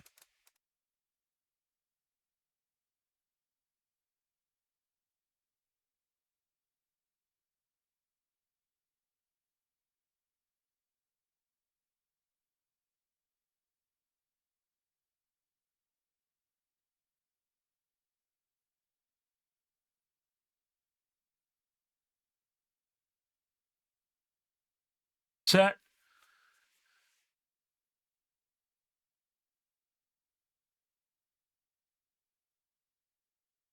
Services.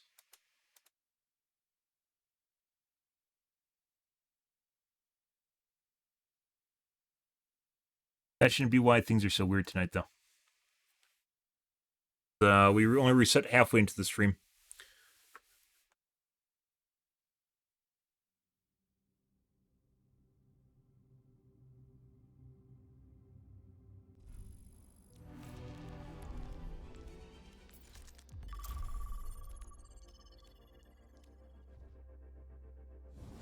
I don't know, guys. Really fucking weird night. Strike from above. Double, but we got it done. Oh, this feels squirrely as shit. It feels like something fucking changed from yesterday to today. I don't know what the fuck it is.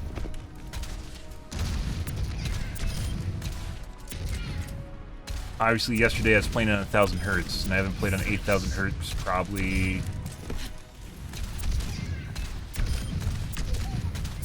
Double establishing aerial position. 2 days? Traveling to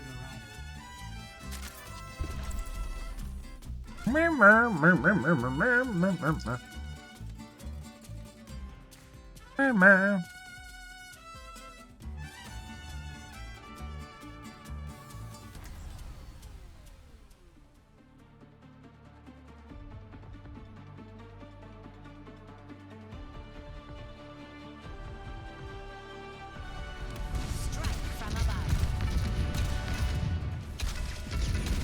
Let's make this quick.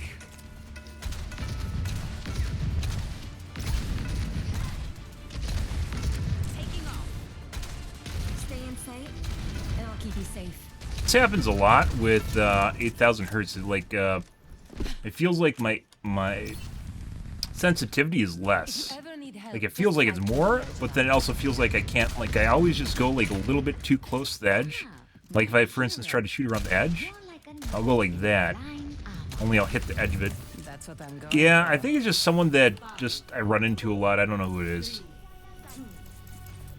Some people try to make friends in Overwatch. Increasing altitude. Help me move the payload. Attend to that. I knew I could count on you.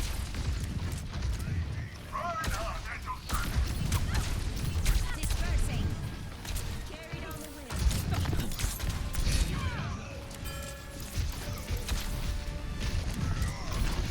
Corbin and Genji. Yeah.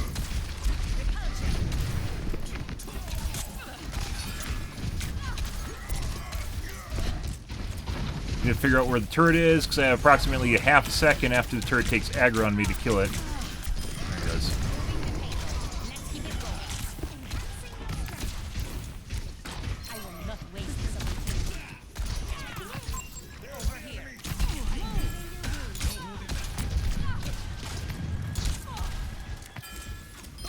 Bye. Aerial positioning underway. That's 3 hits. Enemy turret. Probably one of the most destructive things in the game is a turret that just no one checks on.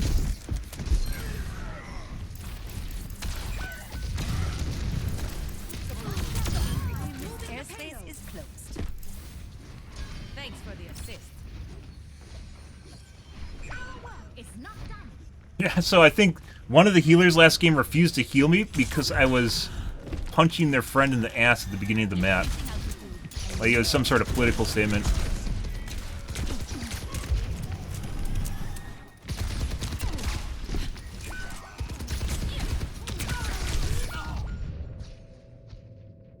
Which is kind of hilarious.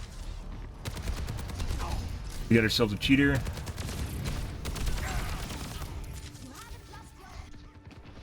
Shake it off.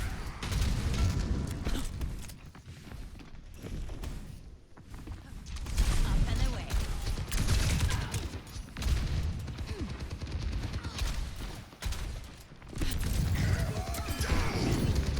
What was that? Let the kitsune guide you.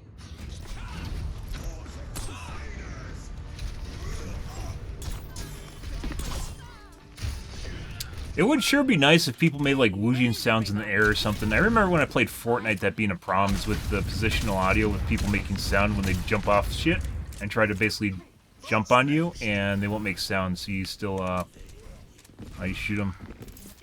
Establishing aerial position.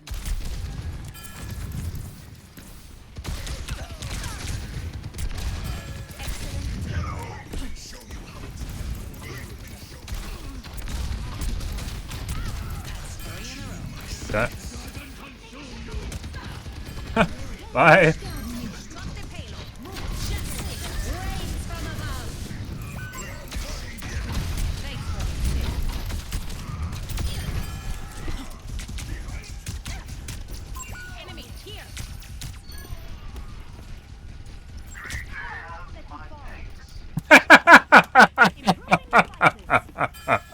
Bye.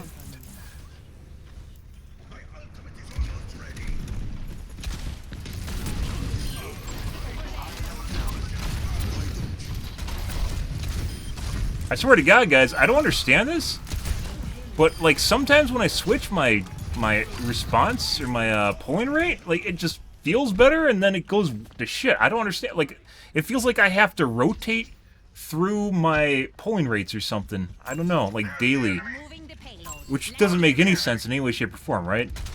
But, like now I'm hitting like aerials and shit, and Genjis and Mercies and stuff. Over there.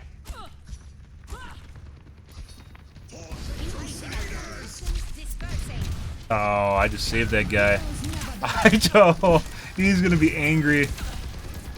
Yeah, that was an accident.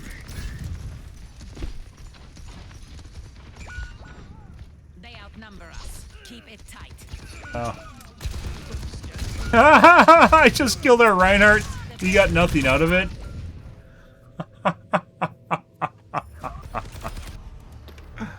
Yeah, he would have killed that guy hands down.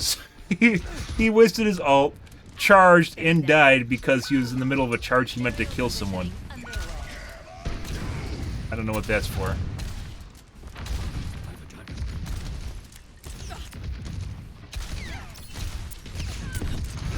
There is.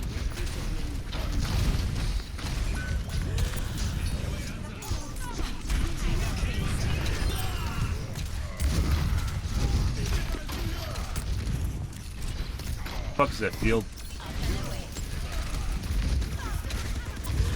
I don't know how the fuck he got up there. Oh, he's on the other side. Pretty sure this guy's cheating. Yeah. Not super good, so. Okay, my head's in the game. Watching me through the wall at the beginning and tried to buffer it.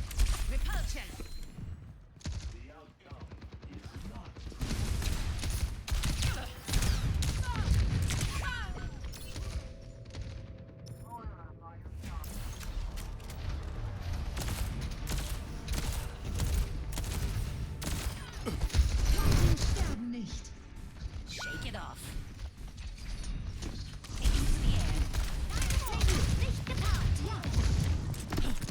Or is he probably gonna, you know?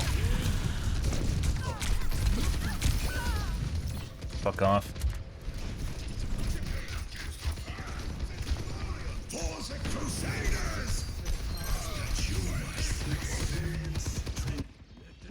I don't stay down. I have control of the payload. Increasing altitude. Over there. I see an enemy.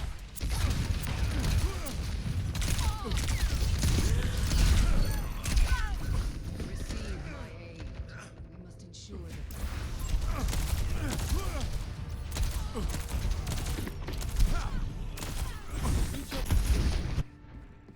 Always more to learn. Hmm.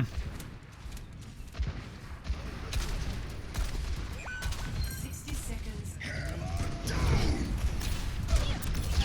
Moving the payload. Let's keep it going. The cheating soldier.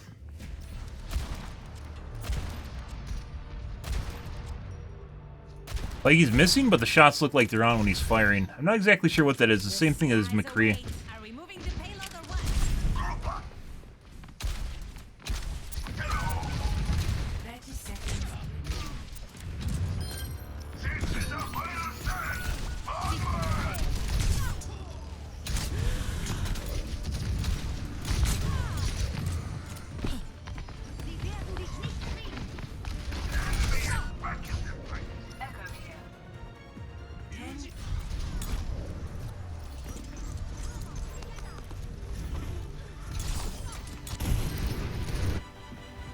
All systems.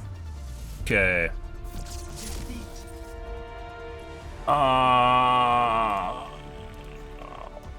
E? Play of the game.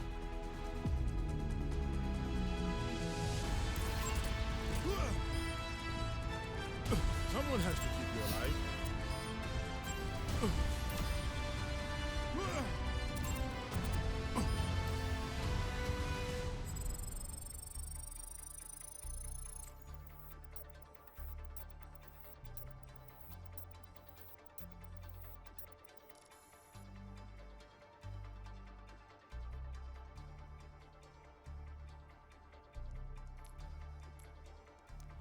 Baptiste.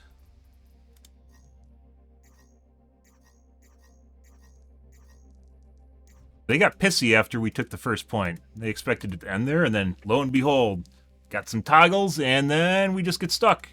Pretty fantastic, isn't it? That's the wrong guy.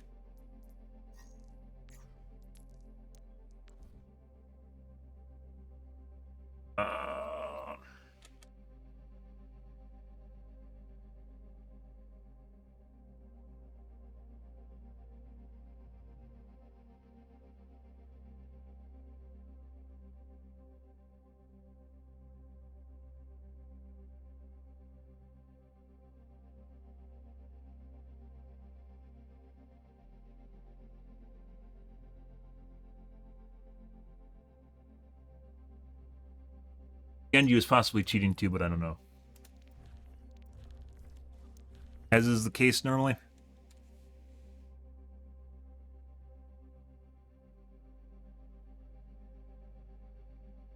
Lots of cheating tonight, guys. We talked about this. There must have been a new cheat that came out on Monday. It's pretty insane. Either that or they changed the matchmaker, so we're running into people with higher MMR. Strike from above. Prepare for battle. Select your hero. For what this was.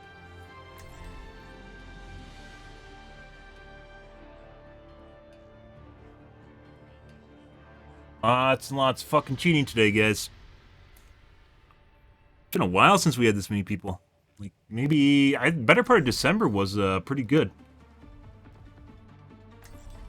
Even though we're running into them every night, it's like 1 in 3 games instead of like every other game. Or even every game, is what it seems like sometimes. If you ever need help, just fly to me, Angela. Ah, my hero. You're like a knight in flying armor. That's what I'm going for.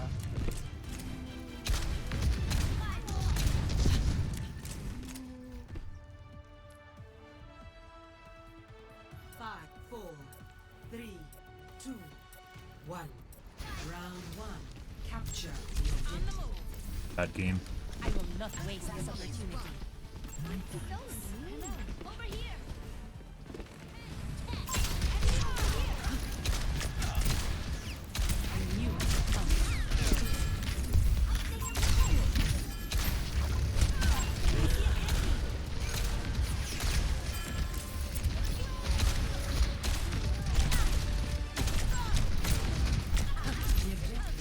Gun me.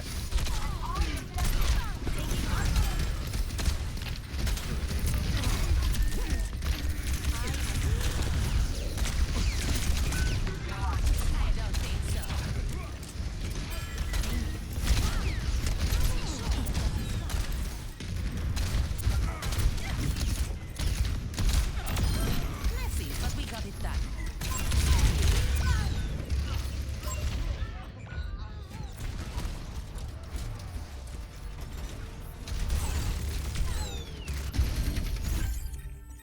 Returning to battle. On the move. Thanks for the assist.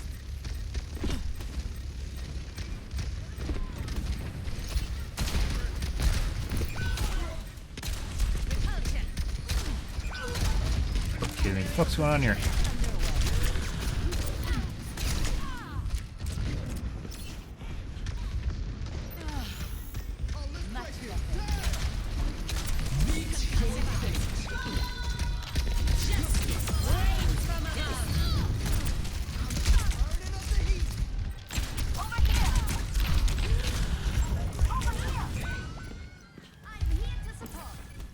I will not waste this opportunity.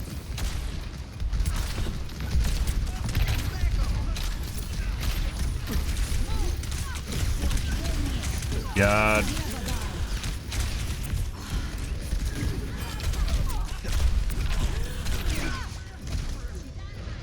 Like a half a second away from an E. May, you son of a bitch. Holy fuck. Poor timing.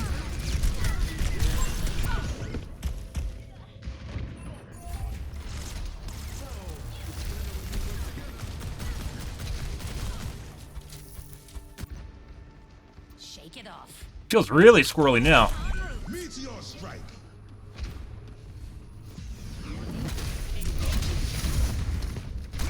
He is medkit.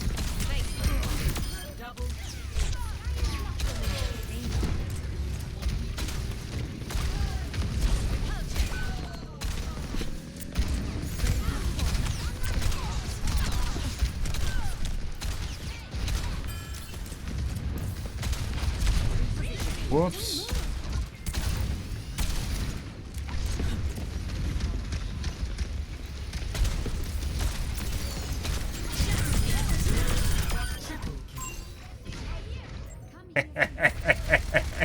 Fish in the barrel.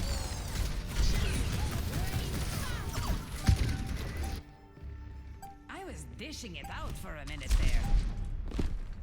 Dude. Best round 1. I don't know.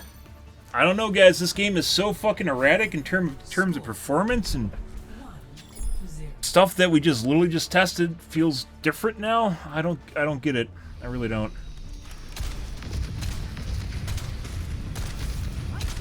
Systems online. Weapons ready.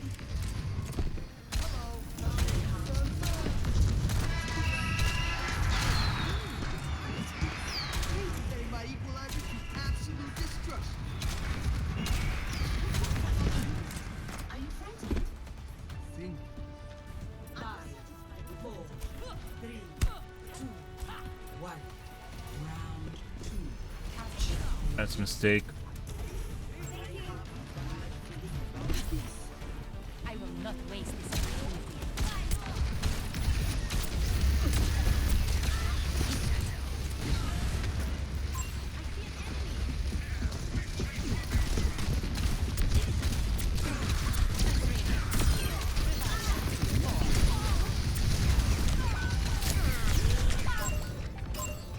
The objective is now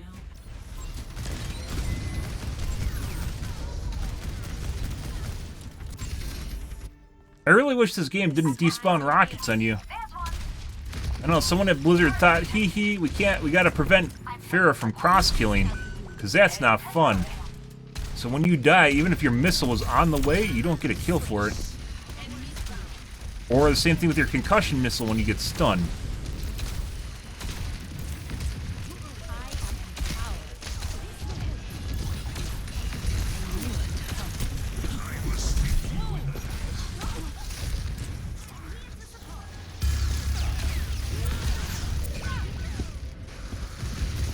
Oh my god, Mercy.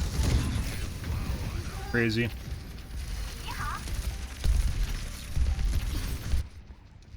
Always more to learn.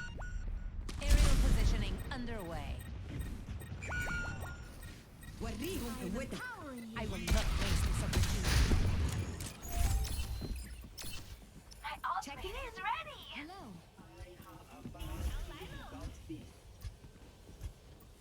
Hello.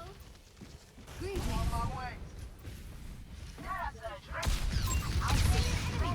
Come on. Excellent teamwork.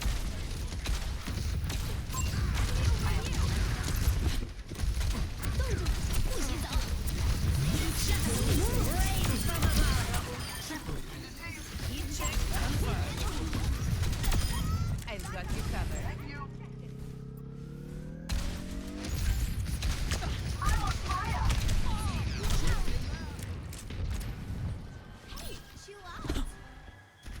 Taking off. Concussive out. Damage increase. I am empowered.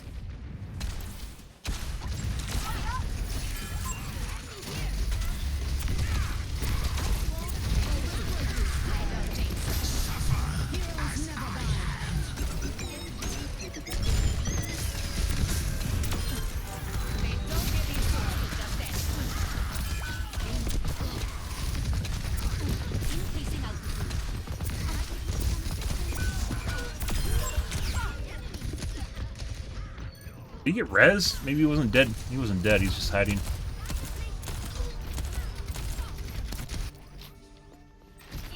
Returning to battle. Repositioning.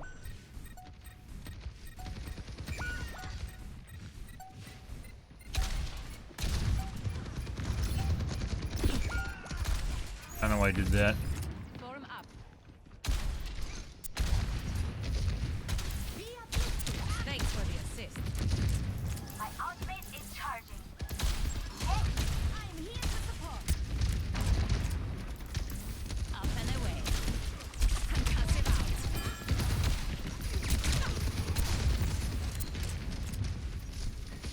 Freeze! Don't move! Objective.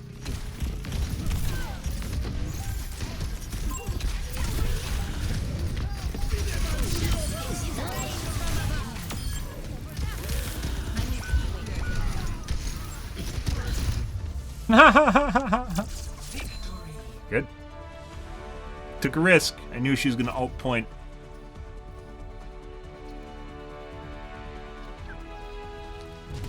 Oh my god, guys, it's me! Why the fuck does this like, I swear to god, when I adjust my polling rate, it doesn't seem to matter which direction it goes in. Like, we just start getting pot cheese again, which is curious.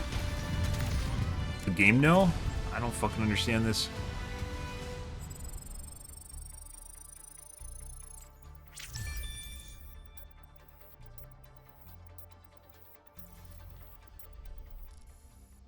Good. Well, that's fun. I enjoy killing stuff.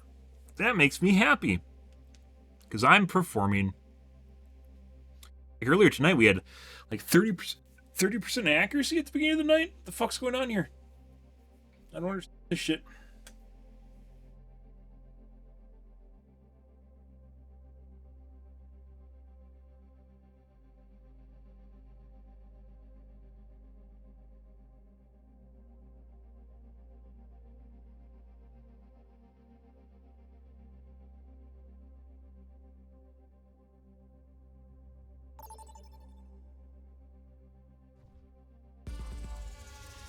Welcome to Circuit Royale. save. Good, good, good.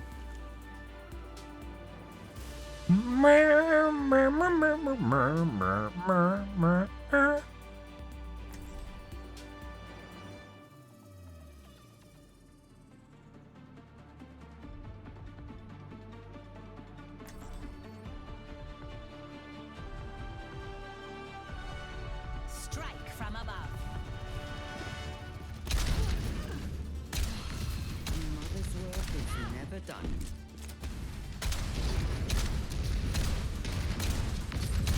If we do this right, they won't even know what happened.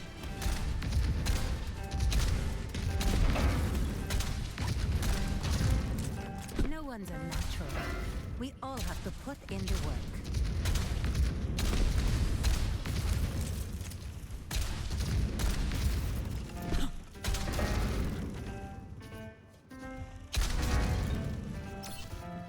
Five, four, three, two, one. Attack commence. Fuck me.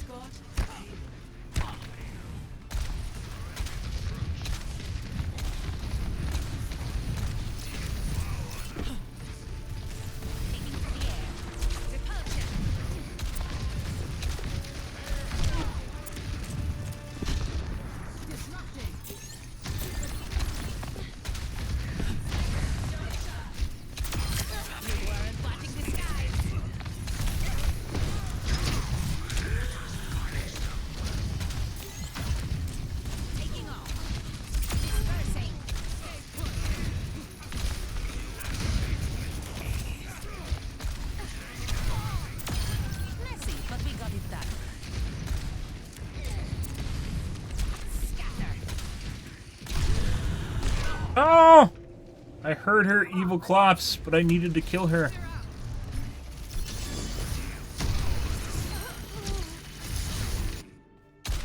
Always more to learn.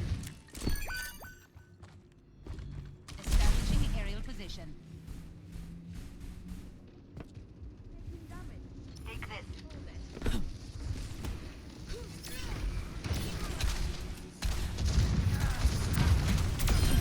We're moving the payload. Let's keep it going.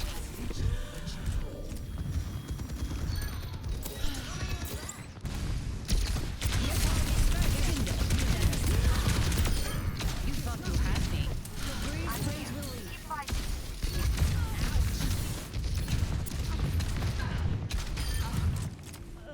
En route. Good.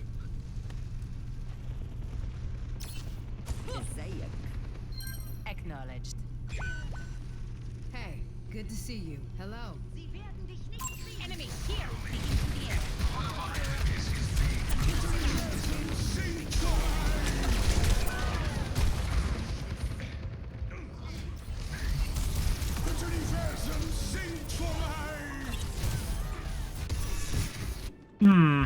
Shake it off. I don't know exactly how the blue balls work. It seems like if you're at the end of the detonation range, you take more damage from them than if you're in close. We can't move until the payload. Positioning.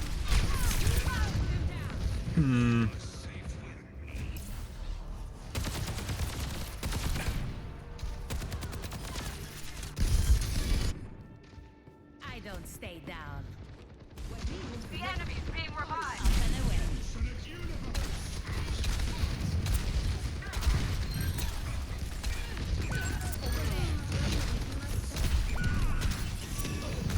Let the kitsune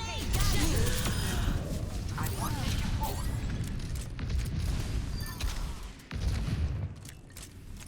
Not sure why she used her Q solo up here, but you know, whatever.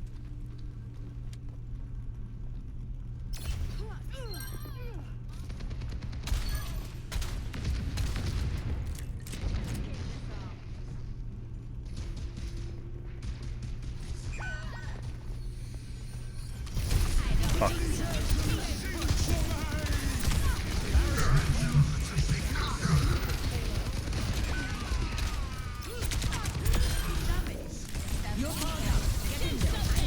Fuck me.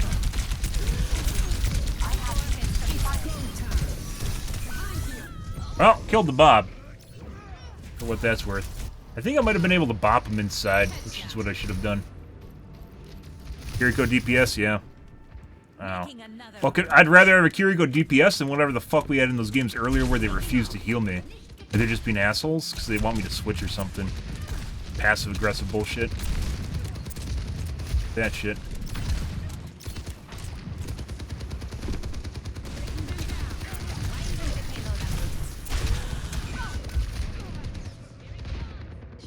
Soldier, I think, is cheating, too.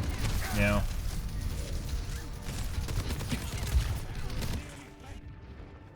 The skies await. Yeah, good. They outnumber us. Keep it tight.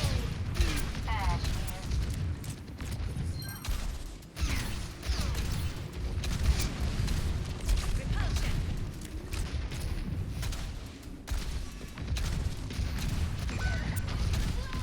What's going on here? Where's the rest of our team?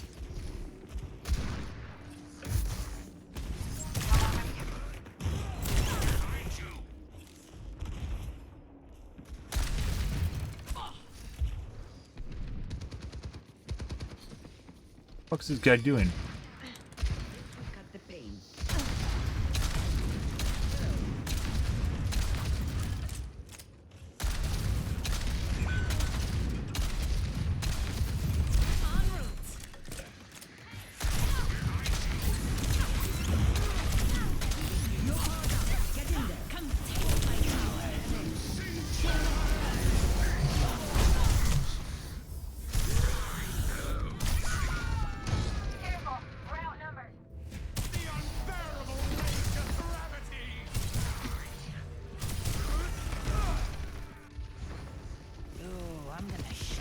The fuck is that shit?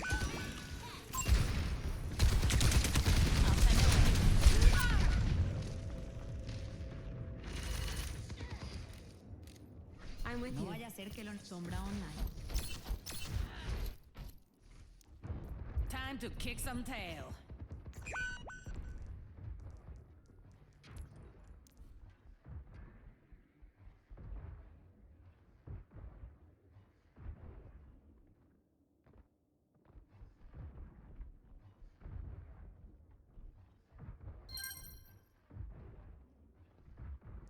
Christ, fucking babysitting. Keep the payload rolling. Aerial positioning underway. Keyboard die or something? UK healing. I mean, Kiriko sucks. But we were actually fucking winning, and this guy decided he was gonna turn into a fucking little kid? I get it. Like, Kiriko sucks. This guy, we have a cheating soldier, but he literally decided he wasn't gonna play the game now.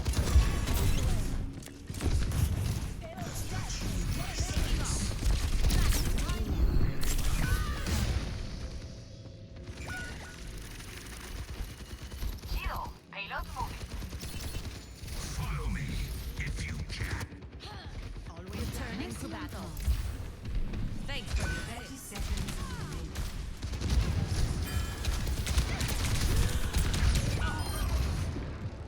Let the kitsune guide you. Helden sterben nicht.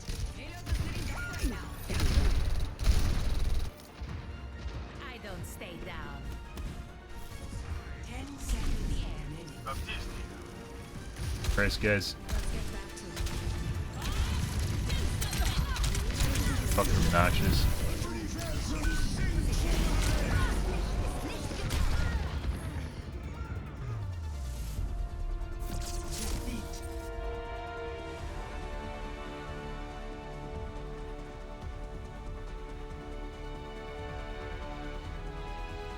Play of the game.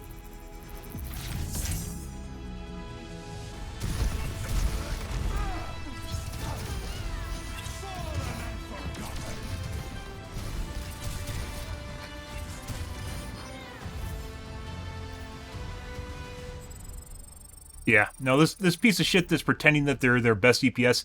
What happens, guys, when your healer turns into a DPS is your DPS no longer gets heals. and they still take focus. They will still get prioritized in terms of people killing them. So they will put out aggro, and they will get focused and die.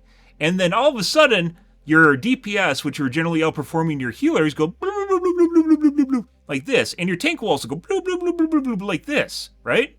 So in exchange for someone being a mediocre DPS, we got shit on. And putting aside the fact that our tank literally threw the game because he was so unwilling to put up with that, he just stopped playing. Putting aside that shit, that was obnoxious shit. And then there's also the fucking cheating soldier on top of it. It just made everything worse. Christ. Hey look guys, Prestige 1, or Reputation 1, surprise!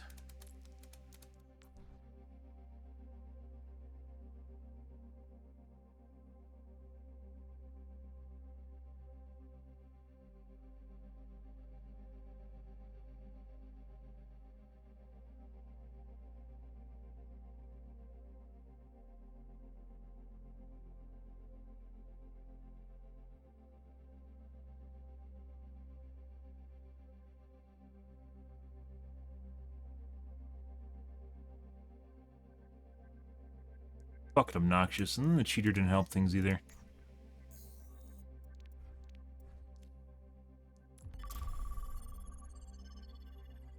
No, DPS Kiriko. Like, doesn't even play DPS Moira. Of course, it makes the rest of the DPS look good in that, or the rest of the DPS look bad in that instance. And the reason for that is because they don't get heals. And if you don't get support from your healers, you die. They're support for a reason, right? Yeah. Holy fuck. It's like we had a fucking Bridget that did that shit, just spent the whole match just mouse wanting, never healed anyone. And they go, oh my god, look how many limbs I have, it says more than the DPS. And you're like, yeah, no shit, you sabotaged the game, dude. Congratulations.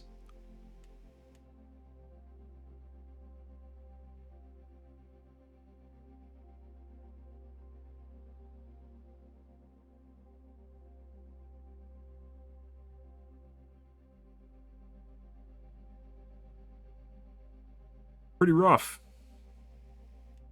I don't think you can report. I would report the support, but I don't think you can report them for DPS. Like you can't report them for not healing. I don't. Maybe you can.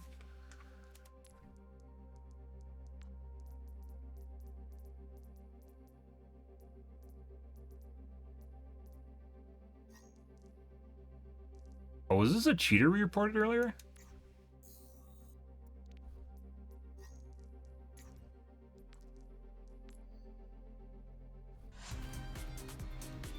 Arriving at Ease. Overtime.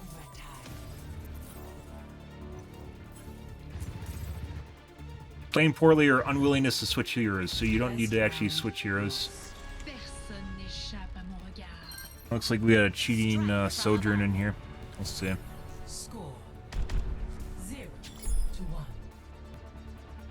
Roadhog.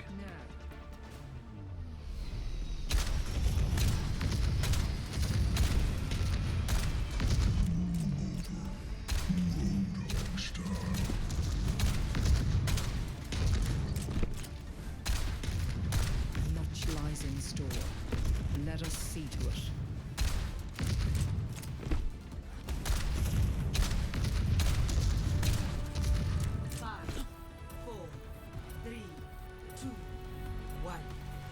Like we're actually winning. We had a chance of winning that, and then the tank decided he wasn't going to play anymore.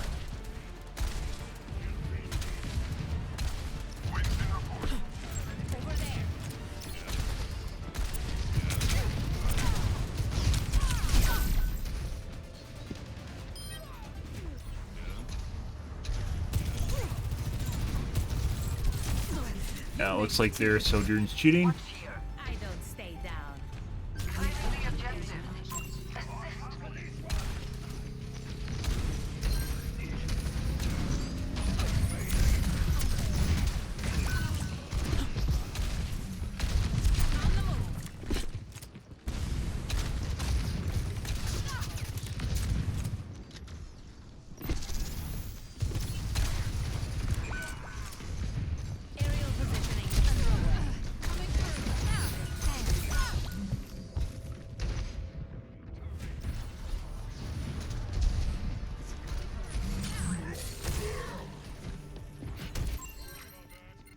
Systems nominal. Positioning.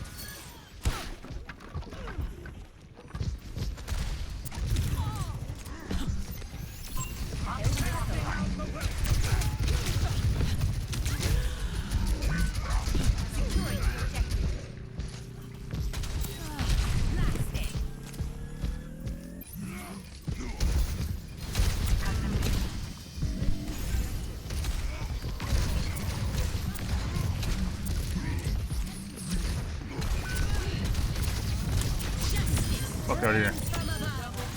Enough of that shit.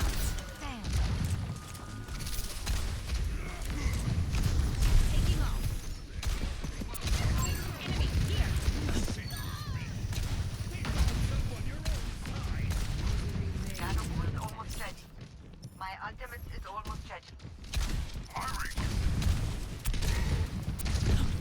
Over here.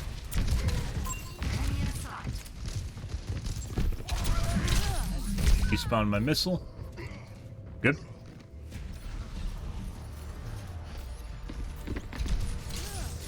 I thought I could stand on the trellis and I couldn't. Making another approach. Sometimes you can stand on weird shit and sometimes you can't. They outnumber us. Keep it tight.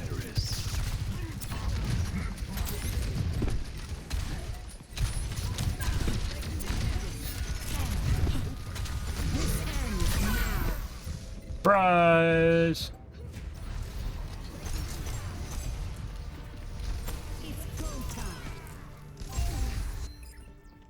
Shake it off. By the way, you shouldn't be able to walk faster than you can fly. But it's starting to actually look like that's the case with Pharaoh.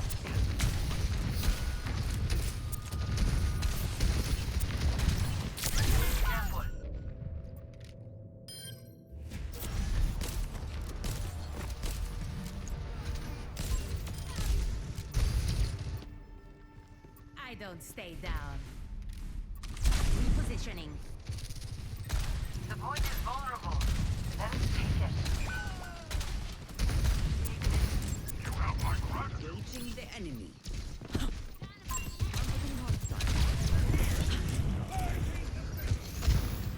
System repaired. Securing the objective.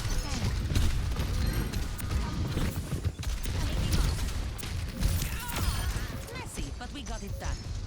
Claiming the objective. Come here to get healed. Overtime. I require healing. I need healing. Excellent teamwork. Surrender to my Yeah. will. Thanks for the heals! I know he just hooked me, by the way, through the floor, but he did.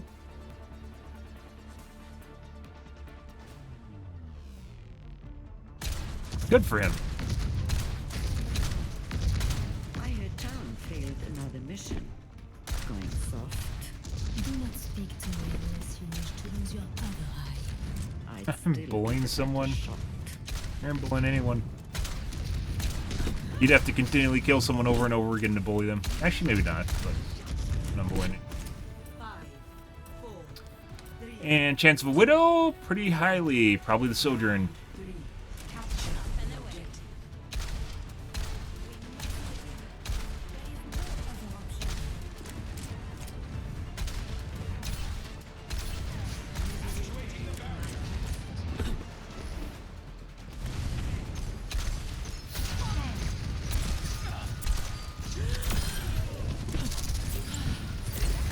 I knew I could help.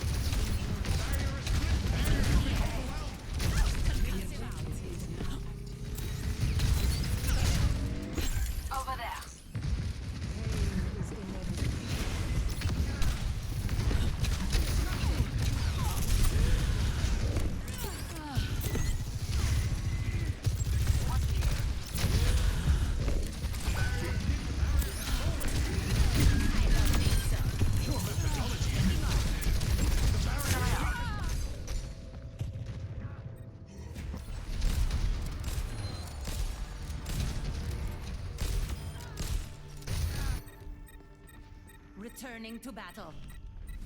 En route.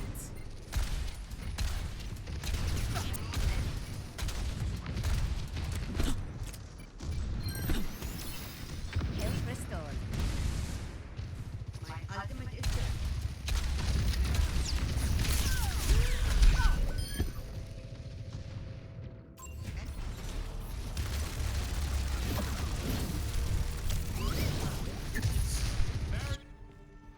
All systems nominal. Increasing altitude. Eyes on the target. Good. Rough night, guys. Not talking a lot, but that's because trying to figure out what the fuck's going on here.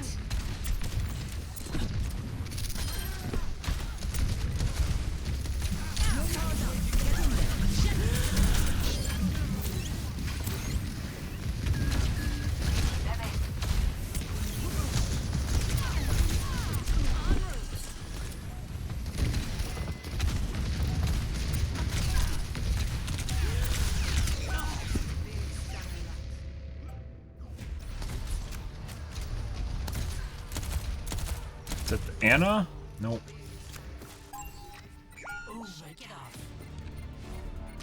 Taking to the air.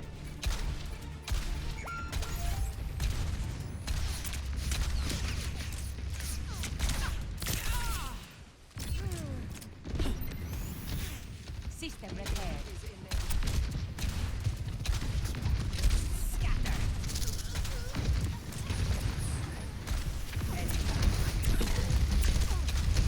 Aerial positioning underway.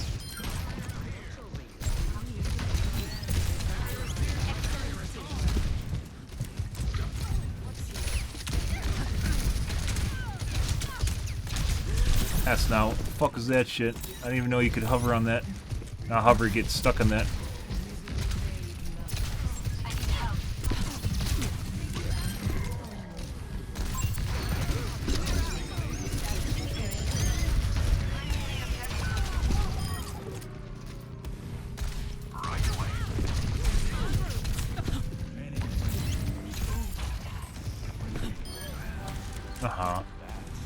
Once again, with some of these guys that are like hyper aggressive and it seems like they're cheating, you literally just fucking sit behind something and it's like they're just locked onto you and they can't just like contemplate just not killing you. You just stop moving and sit behind cover and then they die to your teammates. Zero were extended. This ends now. Just try to stop me.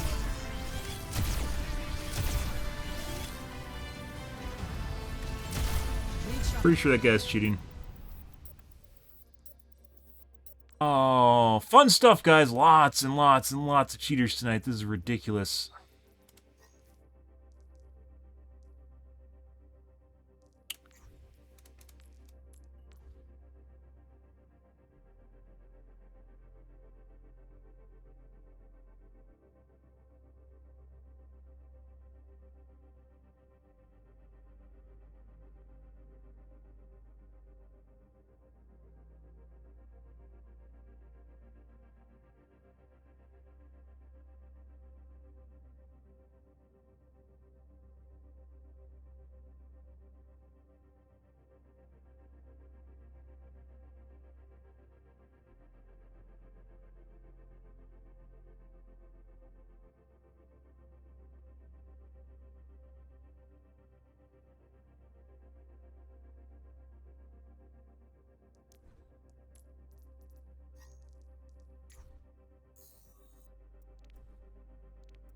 But once again, Sojourn actually has travel time, so compared to like playing against something like a Soldier McCree or an Ash, it can actually miss you, just like with a Hanzo, because lead projectile can be dodged, right? But you can't dodge a railgun, and you just die. Alright guys, I'm out here for this tonight, guys. We had some really fucking weird games tonight. We had some decent games too, but we definitely had a lot of cheating. Even in the cheating games, occasionally we had a decent one too on top of it. Lots and lots and lots and lots of cheating tonight. This is ridiculous. It's probably the most cheating I've seen in maybe a month. This is pretty insane. Maybe a month, 3 weeks. It's been a while. Pretty much every game or every other game had someone that appeared to be cheating in it, so we reported them as per usual. I don't know. Like, it was pretty good through Christmas and New Year's, and now we're back to whatever this is exactly on Monday. It's like all of a sudden the player base just got much more experienced on a Monday. Who knew? Who knew, guys? I guess that's the way it goes. Or something with SBMM. I don't know. But yeah, tomorrow, guys, will be more Overwatch 2. We'll continue to mess around with this. My aim was also fucked up at the beginning of the stream. I have no idea what's going on there. It looks like things are a little bit better. I'm not exactly sure. I don't know. I have no idea what's going on. And things feel better now, but they were definitely pretty shit at the beginning of the stream. We like have almost half my accuracy I did at the end here, at the beginning of the stream. It was like our first game was fucking terrible. I don't know what was going on. First 2 games were like that. Let's...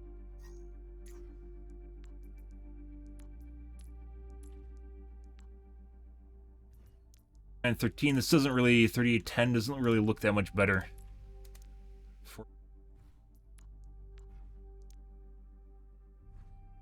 I don't know. This is after I reset and went to 8 kilohertz. Really look better, but for some reason we're killing stuff more. I don't really get it. Sure. Yeah, accuracy isn't really a determining factor. Excuse me, not a determining factor. It's like it's a symptom. It's not the cause. It's not like a direct relationship with me. Also aim feeling better, because then I can start doing like flicks and stuff, so even if my accuracy is relatively the same, I'll actually be able to kill people, which is really important. So we had some really fucking weird games here tonight, guys. Very, very weird games.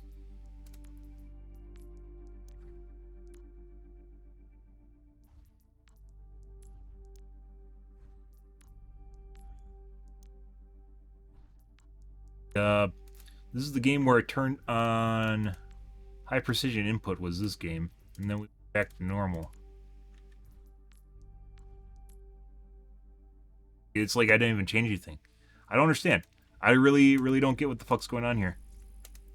Don't know, guys. It works for like a little bit, and then it goes back to shit. So who knows? I'm out here for the evening, though, guys. If you're new to the stream, you enjoyed the bullshit, you enjoyed the fun, you enjoyed all the cheating, make sure to hit the follow button in the top right-hand corner. You stream every day from evening to late night, GMT -6. So 8 to 9 p.m. Central Standard Time to 1 to 2 a.m. Give or take, depends what's going on in my life, what's happening, etc., etc., guys. The usual shenanigans, but I am out here for this evening, guys. Tomorrow will be more of the OW2s, but we'll see how it goes. But, yeah. Anyways, guys, thanks for watching my stream as always, and I hope you guys have a wonderfully fantastic Monday night and Tuesday morning. Have a good day, guys.